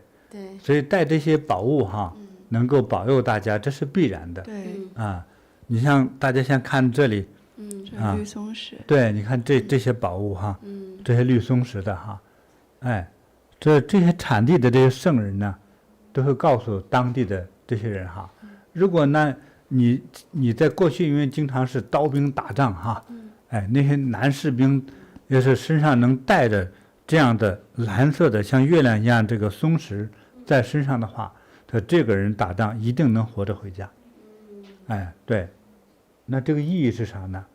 保命啊，保命啊，这是吉祥啊，如果你是经商的话呢，你很容易发财，你能抓住这个商业的机会，并且不上当，这个很重要。尤其是哈，这两年的这个大年景是什么呢？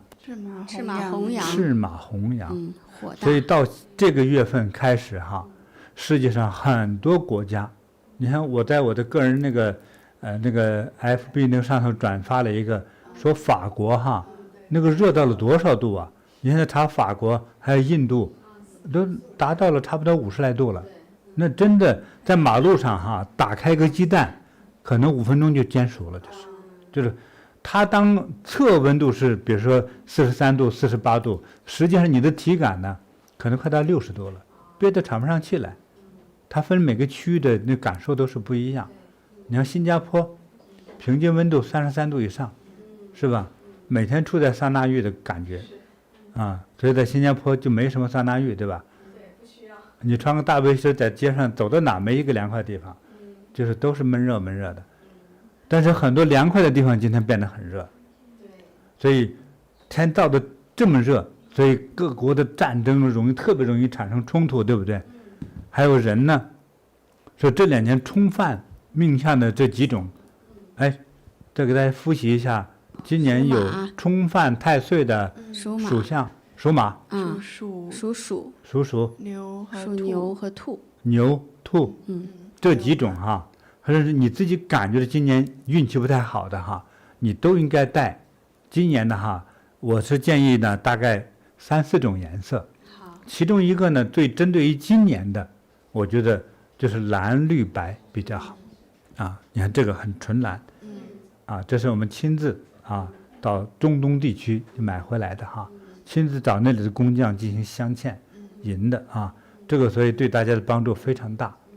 对，还有这些红的珠子这是一种红玛瑙，叫南红。对，这个南红珠是在过去明代、清代，尤其是清代的朝廷官员在脖子上戴108颗那个朝珠它叫官员标准佩戴，就是其中就有一部分这个珠子呢就要戴这个红的到后来供不上了才改成珊瑚红珠对，所以这个特别好，后来因为挖不出来了现在挖出来一批，现在政府又不让挖了所以这个它的护身价值也很重要。对，所以这个呢就是挡那个血光之灾的。对，你觉得今年可能有血光之灾，那你可以蓝红配都是可以的。对，因为赶上倒霉的那个是吧，前些年找我们来看着说你那个过2年可能会有血光之灾。有些人半信半疑，这真的假的？真的假的？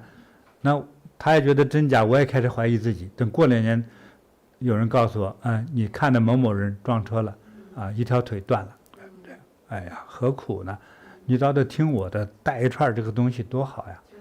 万一能保佑你呢，对不对？所以他再见我的时候拄个拐来，那个也不方便了这些宝物，你像这个金刚杵，这是桃木做的，桃木的金刚杵桃木的金刚杵你这个的话，你可以睡觉的时候你手里握着都可以的。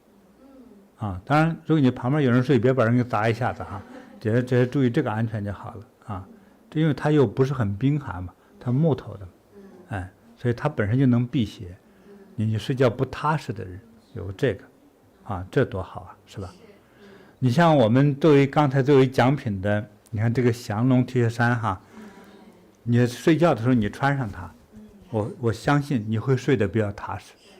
对，你随便穿个衣服不一定有那么踏实，穿上它就是不一样啊，你可以试一试啊。对，如果有网友哈穿这个我们菩提的这个红色的降龙 T 恤衫哈，啊，睡觉对你真正有帮助的哈，你也可以留个言，好吧？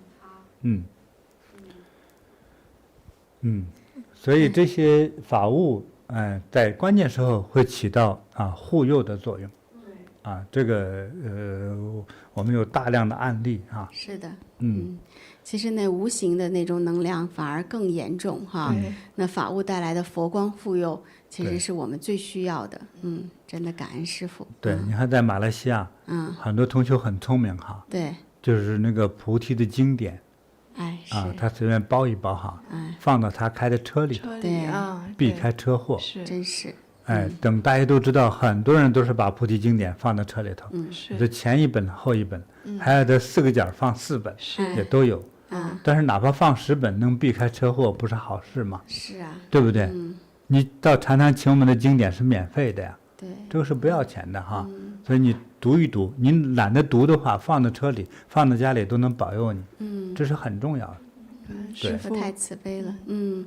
我记得以前有一个就是真实的故事，那个小男孩他是做保安的，他就是母亲给他的这个衣兜里放了就是一张师父的吉祥卡，对吧？然后就是遇到了那个一个特别大的一个抢劫案。他是银行的押款员保安就是他们每一次拿那个现金哈，就那个特别那种像保险箱似的那种车，里头放了现金哈，大量的现金，可能1个亿啊，几千万哈。他锁上那个车，一般人是撬不开的。他是押钞的这种保安员。他母亲呢是菩提同修。那个时候就拿我一张照片，一张小的照片。对，就师父的照片吉祥卡。就是你一定要随身带。是。这掖到这个上衣小口袋里头。对。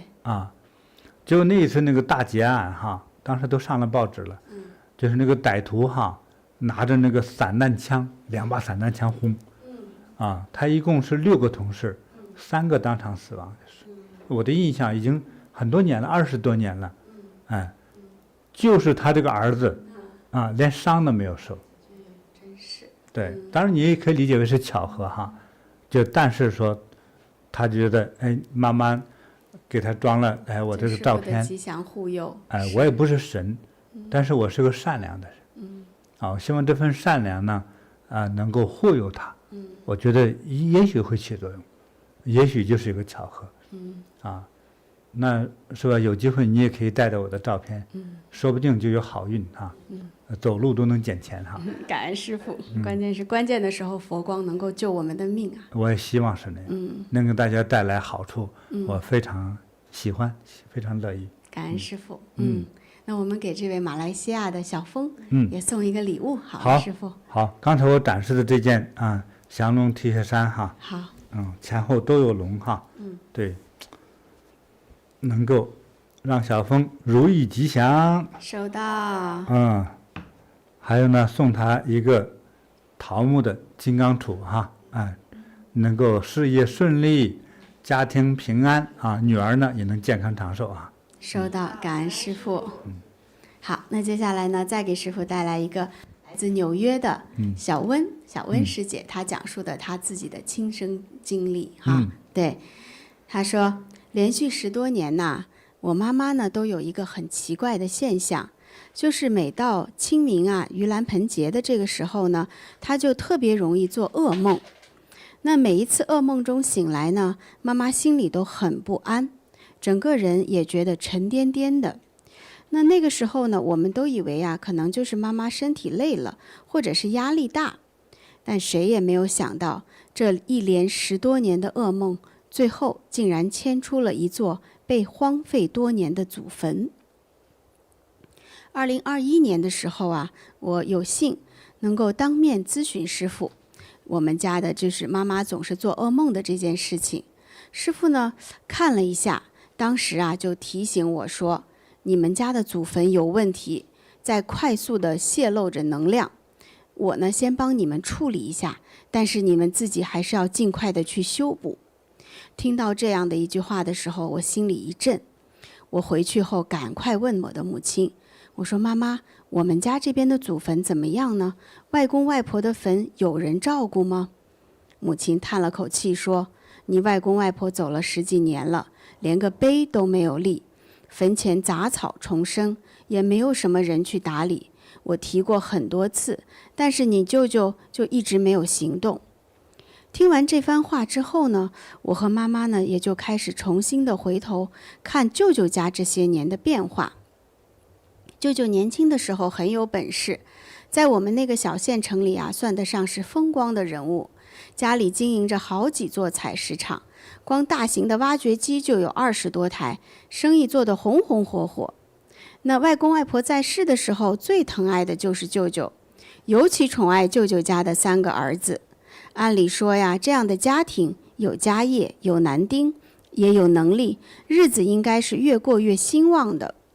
可是不知道为什么，这个家却一步一步地走向衰败。先是采石场接连的发生了意外，接着呢就是有人上门闹事、打官司、赔钱，一件事接着一件事，原本红红火火的家业就慢慢的开始走了下坡路。可是更让人心痛的是，舅舅家的3个儿子接连出了问题。大儿子成家后娶了一位漂亮的太太，还有一个聪明伶俐的孩子。原本呢，大儿子一直在帮家里打理采石场，是最有希望接下家业的人。可是后来他开始赌博，毒瘾越来越严重，曾经一晚上就输掉了上百万元，最后为了躲债，只能远走他乡。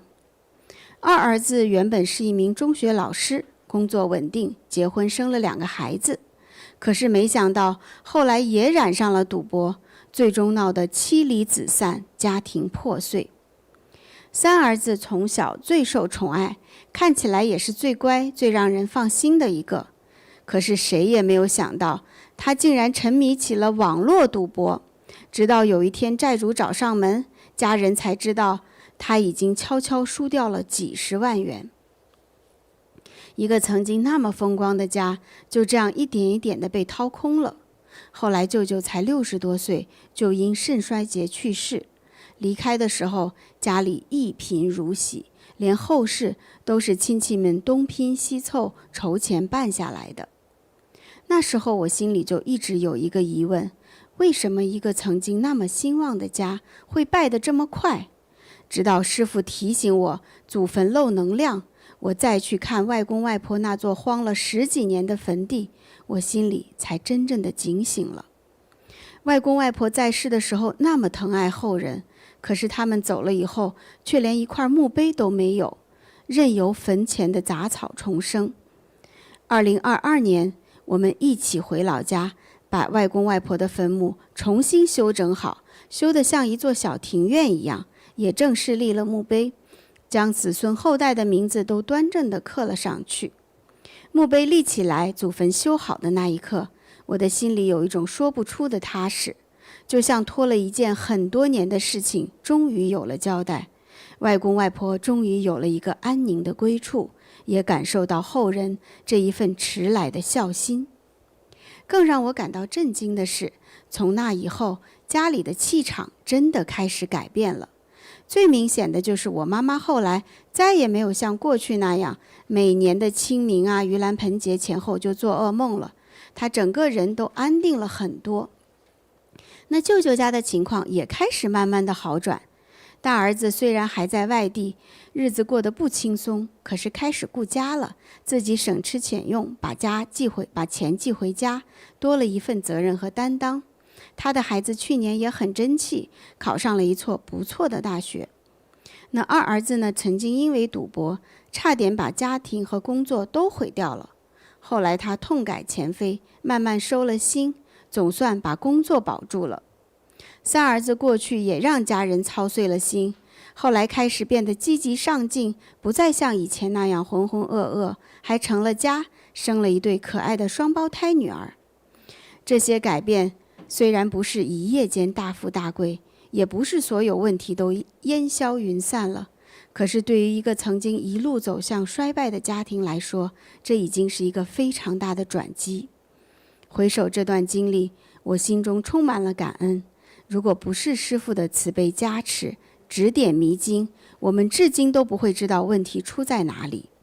按照师父的教导去做了之后，母亲多年的噩梦停止了，家里的运势也开始迎来转机。看到家人一点点的发生变化，我心中升起了深深的敬畏。正如师父教导我们的，祖先安详，后人才能更吉祥。感恩师父的慈悲加持。对，这个我们都很熟悉这一位哈。对，小温。就是几年前吧，对，他在温哥华见我的时候，是，我就给他说的，结果呢，他就动着这个心呢，把他这个等于是姥姥家对，妈妈家这边，就是妈妈家乡这面的祖坟给修了，要是不提事不提议，他们也一样，他舅舅他们、他表哥他们也不管，没人管，那个坟乱七八糟，连个墓碑也没有，是，几乎也不怎么祭祀。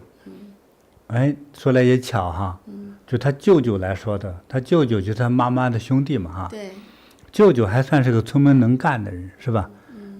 他这个我还问过，他这个采石场呢，是给建筑贴面的这种石头，卖贴面的这个石头比那个进行做混凝土浇筑的那个碎石头子儿相比的话，那这个贴面的石头就贵多了。有这种采石场的话，就非常，就等于是老天给你送钱了。你采一大块石头一卖就是很贵，因为贴的人呢，他得用锯把它锯开一片一片的，往那个高级的这个高楼的面上贴嘛。贴了面的这种楼呢，就卖的就比较贵，就是这样。所以作为装饰材料的这个石头山这个开采矿的话，那是非常富有的。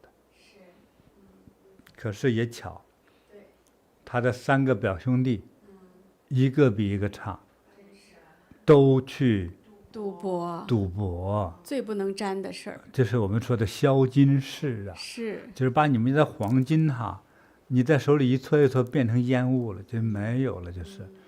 对，那为什么这么巧合？3个孩子都不争气呢？那你想，他的长辈，他舅舅挣那些钱，很快就被他们赌光了呀。赌博和吸毒都是销金最快的方法，很快就没钱了。哎呀，真惨呐！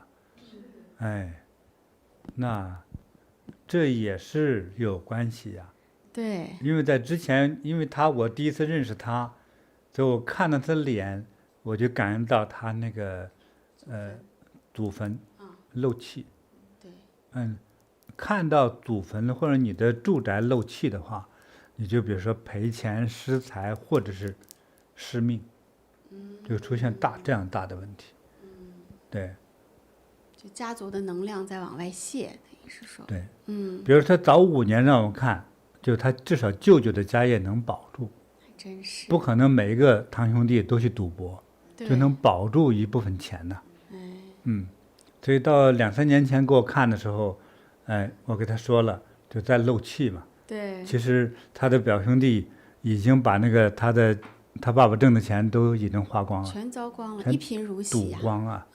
还为了逃债还不能回家呀，对，到处躲呀。是，哎呀，惨呐。对，不能说不与他祖宗有关系吧。真是。但是呢，他按照我说的去做，所以这个小温呢也比较善良。他出钱和他那个堂弟就一起呢去把他们这个姥姥家这个祖坟好好修一下。是。从那个修了之后，开始转变了。对。是吧？他这个大堂兄的这个孩子还考上了很不错的大学。这一件件的好事就开始来了，就是。对。所以你说，这能是巧合吗？这是感恩师父给他指点迷津啊，终于明白了问题背后的。他第一次见我就冒一句：“你那个祖坟漏气。”对。对，都是有原因的嘛。他的母亲也是10来年，每年在清明和盂兰盆这2个祭祀祖先的这个节日中，都是做噩梦连连。因为他母亲的母亲死了，都没人理呀。是，他有这个问题呀。你说把他等于是他姥姥急坏了嘛？这对，使劲做噩梦，这还是你们这帮忘恩负义的家伙们，对不对？把你们养大容易嘛？是不是啊？一把屎一把尿把你养大，结果你们现在长大成人，是吧？过得挺富贵，挺逍遥的。老娘死了都没人管，能让你富贵吗？寒心呢。所以让你这个富贵就不能长久。对，所以你的长辈就把你这个钱让你这样自然就释放掉了。就是这么残酷的现实。但是小温善良啊，就开始转化了这个事情，是把转危为安呐。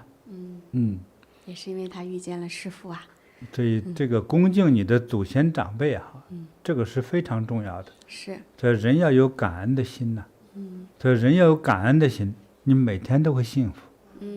如果没有良心，说实在话，你天天吃着山珍海味，你觉得自己很痛苦。对啊，吃糖嫌糖太甜，吃盐嫌盐太咸，是吧？看见人就烦，对吧？知足就是不知足，没有感恩心，是就是活得虽然富贵，形同于活在地狱一般。所以人要有感恩心，才会幸福。这也是一个学佛的这些道理啊，也希望大家能记住。感恩师父。有感恩心也是要做一个有情有义的人哈，师父。对。那一个人如果无情无义的话，可能他在这一世中也很难获得人生的美好。对。啊。人其实活的幸福感哈，其中有一种在人间的幸福感啊，就是有情有义。对不对？我们有情有义在一起，哪怕喝菜汤都觉得幸福，对吧？你看这个男女真正相爱，哪怕喝凉水觉得很幸福，这也是情谊。老同学好朋友在一起哈，也是虽然穷，我们在一起聊得来快乐，你有困难我就帮，所以这种情谊感就是幸福。对，但是其实这是最累的呢，叫无情无义。先不要说无情无义带来什么样的因果哈，但是在你心理上来说其实是累的。你经历了痛苦，不敢找亲人朋友说，你赚了钱更不敢给他人透露，对不对？所以你别给我借钱来，所以我也不告诉你。所以好事也不说，坏事也没人交流，最后把自己不是没劲，让自己痛苦，你就没有一种快乐的感觉。所以其中有朋友能沟通，其实是一件很快乐的事情。尤其是在学校上学的孩子哈，你全班几十名同学，全学校几千名同学，你连一个朋友都没有，孩子都不敢去学校啊，甚至在学校被人揍的是，哪有幸福感啊？一想一提他上学去就害怕，就头疼，心脏就难受，对不对？那就是人间地狱，学校不是天堂，那就是地狱所以要有情有义的人呢，在哪里都有朋友哈，你那个幸福感哈就油然而生啊。感恩师父。希望大家都是有情有义，能够知恩图报的人。感恩师父。好，那师父，我们也给这个最后一位网友小温，给他送一个礼物好吗？好。那今天我们主要送的大礼物呢，就是我们这个宝贝的 T 恤衫哈，降龙 T 恤衫哈，能护佑着我们这位小温哈，能够健康长寿，如意吉祥。收到，感恩师父。还送给他，你看蓝色的宝石的珠子，太美了。东方蓝宝甘露挂坠项链。对，戴上它呢，能够很针对现在赤马红羊年这个年景哈，对，能够这个心平气和，灭掉一切心头之火哈，得大智慧啊，得平安吉祥啊。感恩师父。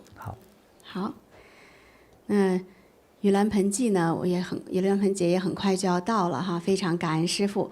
我们这个盂兰盆祭的供灯功德项目也已经在全员网上线了。那师父非常慈悲啊，也是为了让就是在全世界各地的广大网友和朋友有缘人都能够不会因为经济的这个原因哈而障碍到自己去为自己需要的这个往生的亲人供灯。我们这一次为往生者供灯只要1元钱就可以供一盏灯了。真的非常感恩师父，我相信所有的有缘人都可以供得起这样的一盏灯啊，为自己的往生的亲人，那为累世的父母、历代祖先啊、冤亲债主、阴灵都可以来供灯啊。那这样的供灯呢，是真的是在这样的季节，我觉得就像师父说的，做一个有情有义、知恩图报的人，为我们的往生的这个，就是真的是要追思往生的亲人、往生的这些历代祖先哈，为他们去尽孝，做这样的一份功德。那我们有的同修呢，也是最近我们在各地禅堂有咨询来不同的同修，他们的问题不一样，师父哈。有的同修啊，走进禅堂真的是一脸黑气，而且最近总是做噩梦，梦到自己往生的亲人，比如说在很苦的这样的很贫穷的地方生活，或者是被打受着苦啊，然后自己的生活中呢也特别不如意，要么是事业不如意，要么是情感不如意，很多不吉祥的发生。那像这样的情况下呢，他们可能就不能是仅仅的供这样的一盏1元钱的灯了，是吧，师父？就是他们需要更大的功德去解决他现在的问题。是，这个是每个人的不一样哈。我举个例子，不一定恰当哈，但是我觉得这个形容是比较好的。比如说，你看着一栋大房子着火了，可是你眼前的就是一茶杯的水，你泼上去能救火吗？救不了。对，灭不了火的。就是说你这个这么大的火，你用一个小茶杯的水去能把火扑灭，那是不可能的事情哈。其实我们消我们的业力的话，对你那个做的这个功德太少了，它就像这个不能抵这个债一样。对，对。但是你没这么大罪业的，这1块钱其实得到佛菩萨对你的护佑，这已经很吉祥了哈。是。当你罪恶大的啊，看着有邪气重的，那个你的财富流失了，你钱被骗跑了，你的婚姻出了问题，你的孩子教育出了问题的时候，我觉得你应该多考虑一下，也多做一点功德。我说的是实话。是的。不是没有任何偏颇的心理哈。这样才真实的教大家。对，你要多做一点功德，可能才能得到一些大问题哈，就大事化小，小事化无。要这样子啊。感恩师父。对，那所以真正就是有这样大问题需要化解的网友呢，还是可以到我们这个往生超荐灯，在菩提学院网上，对，去做这样子的大的超荐灯的供养。就比如说49天的灯，共49盏啊，这药师经中也是这样子说的。是。才能够解决一个大的问题，圆满一个大的心愿。对。好的，那同时呢，我们还有今年也同时给大家呢有不同的这样的给往生者的祭祀套装。因为现在在全球很多的地方去烧纸画纸都不太方便了啊。对。但是其实我们听到这么多真实的故事，往生亲人是需要钱花的啊，每年都是需要的啊。那所以呢，也是感恩师父，我们今年还是会给全球的网友提供这样的方便。我们有金宝山、银宝山，还有金银宝山啊，这3款的祭祀套装，每一款呢，其实它里面的这个祭祀品都是非常丰盛的啊。相信每一款我们的往生亲人收到都会很开心的啊。那除了这3款的祭祀套装呢，今年我们还有一些额外可以加购的，就是比如说寒衣啊，就给亲人送去一件寒衣哈，送去一个别墅啊，还有就是这种引路的莲花呀，引路的这样的纸哈，能够引他们到往生到东方极乐世界。那今年呢，还有这个法船，带着他们通向彼岸，都是特别美好的寓意。渡过苦海，是的。所以我们在去为他们迎请这些祭祀套装的时候，都可以添加这些额外的祭祀品。对，非常感恩师父。那我们网友朋友们也是有一些提问呢哈，就是关于这个给往生亲人去做这样的祭祀。有一个网友就说，那师父呀，我想给冤亲债主也要烧衣服啊，送给他们烧寒衣，那我应该给冤亲债主烧几套啊？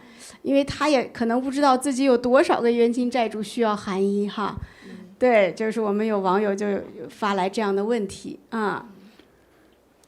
我记得就是去年吧，在温哥华的时候，有一个师姐，也是靠近这个节日的时候，她有给我们分享这样的一个经历哈。她也是为她的历代祖先，当时候我们温哥华禅堂有这个可以就是迎请祭祀套装的，她就为她的历代祖先都请了一套这个别墅，然后上面呢就是写满了很多的名字，她能记起的所有的这个祖先的名字都写到上面去，往生的亲人都写上了啊，往生的亲人都写上，然后结果当天他就做了一个梦，他就梦见那个他的祖先挤在一个很小的一个空间里，说太挤了，太挤了。哎呀，这房子是收到了，就是太挤了。对，关键他连邻居都写进去了。是啊，比如说爷爷奶奶、姥姥姥爷，还有爸爸家的这么历代祖先，姥爷家的历代祖先，还一切冤亲债主，哇，成千上万人住进这么一个房子。说如果不烧这个房子，他没这么多烦恼。等烧过这一个房子去之后，整个认识他的人全炸了锅了，全挤到那里头去，就打起来了。不能这么做。如果烧房子、烧衣服，一定要写名字啊，或者是说，比如说香可的祖奶奶啊，香可的曾祖父。要这么写，他没有名字也可以，但是有你在世人的名字的，对他的称呼的，他也可以收到，最好有针对性的，对，要不然真打架。还有呢，过路鬼子来争夺哈，所以你在烧这个祭祀套装，你都要有写上名字，还要念念有词，是吧？其他路过的兄弟请不要拿哈，这是烧给我奶奶的，一定要说清楚这个事儿，对，要不然你白烧啊，叫别的鬼拿走了。真的是这样的。好的，我过去烧的时候有几次，可是很好玩。那天一点风没有，我都怕一点风没有，这个火不太容易着啊，是吧？闷着那个烟了哈。结果我一点开之后，一会儿那个2阵风围着我和点着那个炉子转，呼呼呼。结果烧纸呢，趁我不注意，呼飞起了2丈。对，就是这样的，很怪吧哈？我就感觉的是。有2个就是不属于我们祖先的一种面孔，就是烧起来这个烧纸的那个红灰的那个东西，它飞起来那刹那就有一种印象，这是别人。我就说，这是我烧给我的祖父和我的历代祖先的，我姓什么啊？你们不要拿，好吧？如果需要的话，额外我会再给你们哈，这个请你不要拿哈。对。那个烧纸后，就像很委屈的时候掉到一边去，这样子，他觉得他就不能拿了啊，因为他能量不如我大，对他必须要听，就没有抢走，是真的会抢的哈，所以还是这个不要，比如说一个房子或一套衣服，你写了10来个人，绝对不行，就是非就来了，最后麻烦还是落到你烧纸的人身上去，对，这也别乱写。好的，师父。感恩师父。那还有就是有网友问哈，师父，说是你像在新加坡好像有这么一个说法，就出嫁了以后呢，就女儿出嫁了以后，就不能够再回娘家去祭祖了。是有。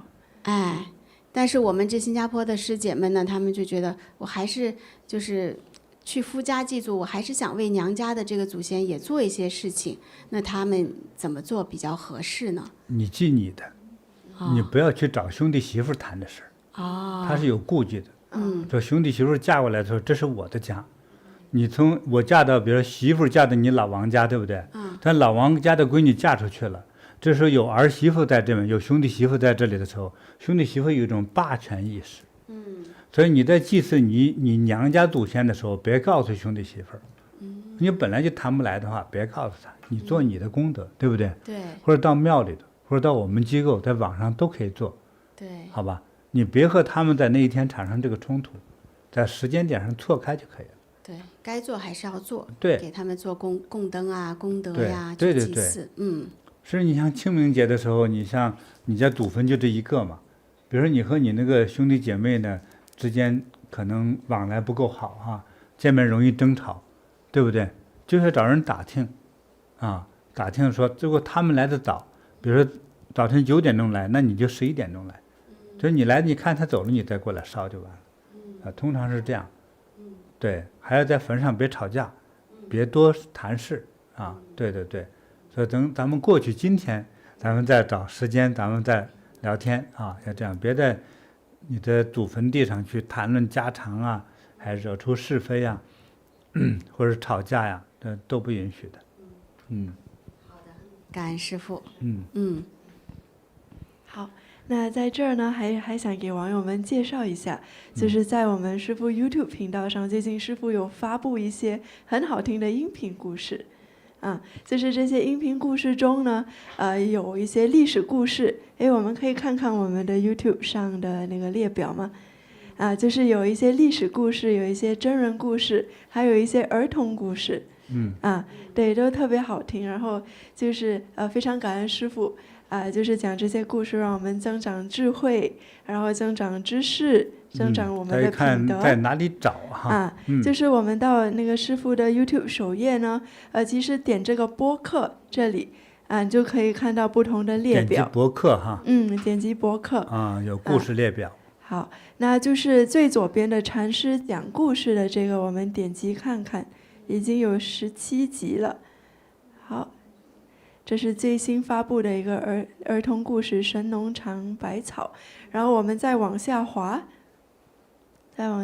对，就是这边有一些师父讲过的历史故事啊，像这个袁了凡的故事，还有这个就是朱元璋的这个故事，都是挺有意思的。然后还有最近还讲了一个就是那个本田宗一郎的这个成长的这个故事，就是我们其实多听，还有让我们的孩子们多听，其实也为他们增长一些知识和智慧，对。然后最近呢有一个新的系列，也是有这个儿童故事哈，都是很短的就是10分钟以内的故事也特别适合给就是推荐给我们的小孩子听，其实经常妈妈陪着孩子在晚上睡觉之前，播放一下师父给孩子们讲的故事，其实特别的好，陪伴孩子成长。坤婷，你作为妈妈的话，你觉得小孩子需不需要这些故事？非常需要，非常需要其实孩子小的时候，这个品德的培养、知识的增长、智慧的增长是非常需要的，而这些很多在学校中是得不到的。对，尤其是听故事。对。尤其是在睡觉前听故事，对于孩子来说他就幸福甜蜜的进入梦乡。对，一边能得到故事中那种美好的人生和画面的启发，是在幸福中进入睡乡这是梦乡，非常好的。对，就我们很多故事，其实如果未来孩子们年轻孩子要学校毕业之后要创业呀讲事业呀，所以在不是儿童故事当中的故事片之中，有很多是做事业的。像那个老本田先生最早人家是一个日本摩托的发明者，对不对？到后来又能去提升自己，去到欧洲参赛。对，让自己的这个本田的摩托能够风靡欧洲。再后来又从摩托又开始建造这个汽车对。本田汽车其实物美价廉，非常好用，挺好。对，它那个驾驶感是很好的，是不错的我都开过。所以这种比较传奇级的这种创业大师、管理大师听他们这类的故事呢，让你的孩子呢就得到一个更宏大的人生启发，对，是不是特别他听到别人的故事，孩子以后想，我将来也变成像那样的人，对。所以当他有了这样一种启发和向往呢，这个孩子他的读书和做人就开始自觉了。你不用说他就自动的去读书、去锻炼、去学他觉得该学的那些带有营养知识型的这样的书籍，对孩子的未来就打了一个坚实的基础。所以这个故事其实很重要。其实对我们成年人来说，一个优秀的向上的故事也能让我们在尤其是面对困境和烦恼的时候，得到瞬间的故事中人物的启发。就是这样启发给他那一种精神产生一种向上的精神和自信的感觉，就让他用微笑的面对困难，困难就啥都不是了，就能度过一切的危机能乘风破浪，勇往直前。所以优秀的故事它的作用力其实是非常强大的。所以我才开一个就是讲故事的频道。对，欢迎大家能够从中得到自己该得到的营养。感恩师父。就是我们有网友留言说，感恩师父，我女儿6岁，特别喜欢听师父讲故事，画面也特别精美，女儿看了之后还想再看，感恩师父。我们会不断的提供各种故事哈，来给不同年龄的朋友来听啊。感恩师父。师父。就你听故事就不用看画面，对，你去听就可以了。是。这样就省眼睛。是的。挺好的。所以欢迎大家呢多去收听收看啊。好的，那还有一个好消息，师父哈，上周我们有跟网友讲，就是7月4号开始，我们就进入菩提吉祥月了。那今天就是7月4号啊。那今天为什么这么好呢？就是我们所有的优质客户啊，如果今天你登录你的菩提学院网，你就会获得一份惊喜。太好，就只要登录就好，是吧？没错啊，登录你就可以领取你的菩提奖金的奖励哈。刚才就有人留言就说了哈，是的，就得到奖励了哈。是。我们给网友看。它有菩提奖金啊，所有登录的都会获得不同级别的菩提奖金哈。同时呢，还有很多的美好的彩蛋啊，彩蛋好礼哈，里面就有师父最新录制的这个南舍在录音棚里的这个签字明信片，它的实体明信片，还有手机屏保。我刚才就得到了这个手机屏保的好礼，已经下载到我的手机上了，然后特别的好看。我们来，对，就像我们这个图片上的一样哈，真的是好美啊！看着师父投入到这个唱歌的这个美妙的境界中哈。对啊，那我们还有什么其他的彩蛋礼物呢？还有啊，就是我们这个南舍的限量款的吉祥提袋哈，吉祥提袋。对，你看这个帆布袋都是限量款的，特别的精美制作的哈。对，还有特别珍贵的礼物，就是师父亲笔写的，这样的吉祥的墨宝，这太珍贵了。特别珍贵，特别珍贵。有缘人就会得到。是的，我相信我们一定会有很多的有缘人的。所以非常感恩师父。那今天我们就进入到菩提吉祥月了，7月4号到8月3号啊。只要登录就有礼物。那还没有成为我们优质客户的朋友们呢，赶快加入到我们优质客户的团队里来哈。你只要成为最低级别的这个同质客户，我们就可以得到这些好礼品了。我们就等于是登录就能获得礼品了哈。所以在这1个月内，大家一定要抓紧好的时机啊，也介绍你的亲朋好友。对，一起来参与这一份吉祥，获得这一份师父给我们最美好的吉祥和祝福。对，那我们也透露一点的哈，你看在里面哈，禅修学院里面的金质客户哈，其实有一个大家最喜欢的哈，尤其是修菩提的同修哈，是最喜欢的事情，就是会有机缘，无论是见面哈，还是通过网络，能够最优先的听到、看到、学到我们最新的一些高级课程的一部分内容，是这样，有这种机会的，前面已经有机会哈，对，大家留言是非常的热情哈，是的，对，大家都很受益，也帮我来出谋划策，很多我们的网友哈，金质的网友哈，对我也很开心，大家也很开心，那么今后还有很多次这样的机会哈，是在金质会员里头才有的。因为你在这学到的是，高级的课程内容，他很少公开在外面传授的。是的，师父的秘法。对，所以有这样的好消息哈，也顺便也告诉大家啊。好，那今天差不多了吧哈？是的，感恩师父。对，今天也不太好意思哈，中间这个网线啊稍微跳了一下啊。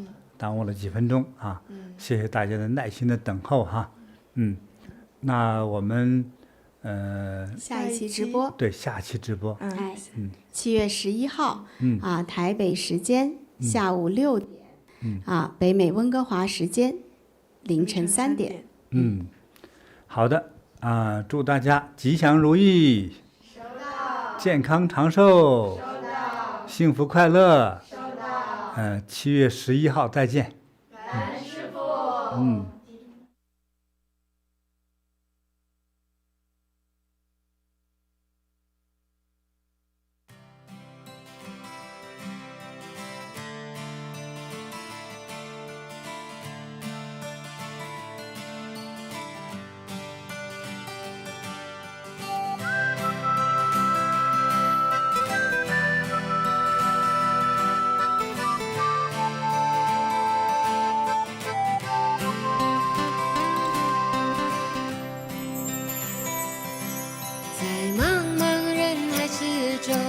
让我与您相遇，小小的红点里，人生就此欢喜。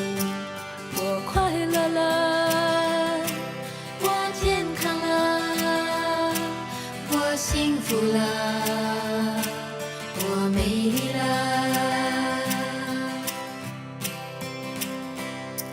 在茫茫人海之中，让我与你相遇。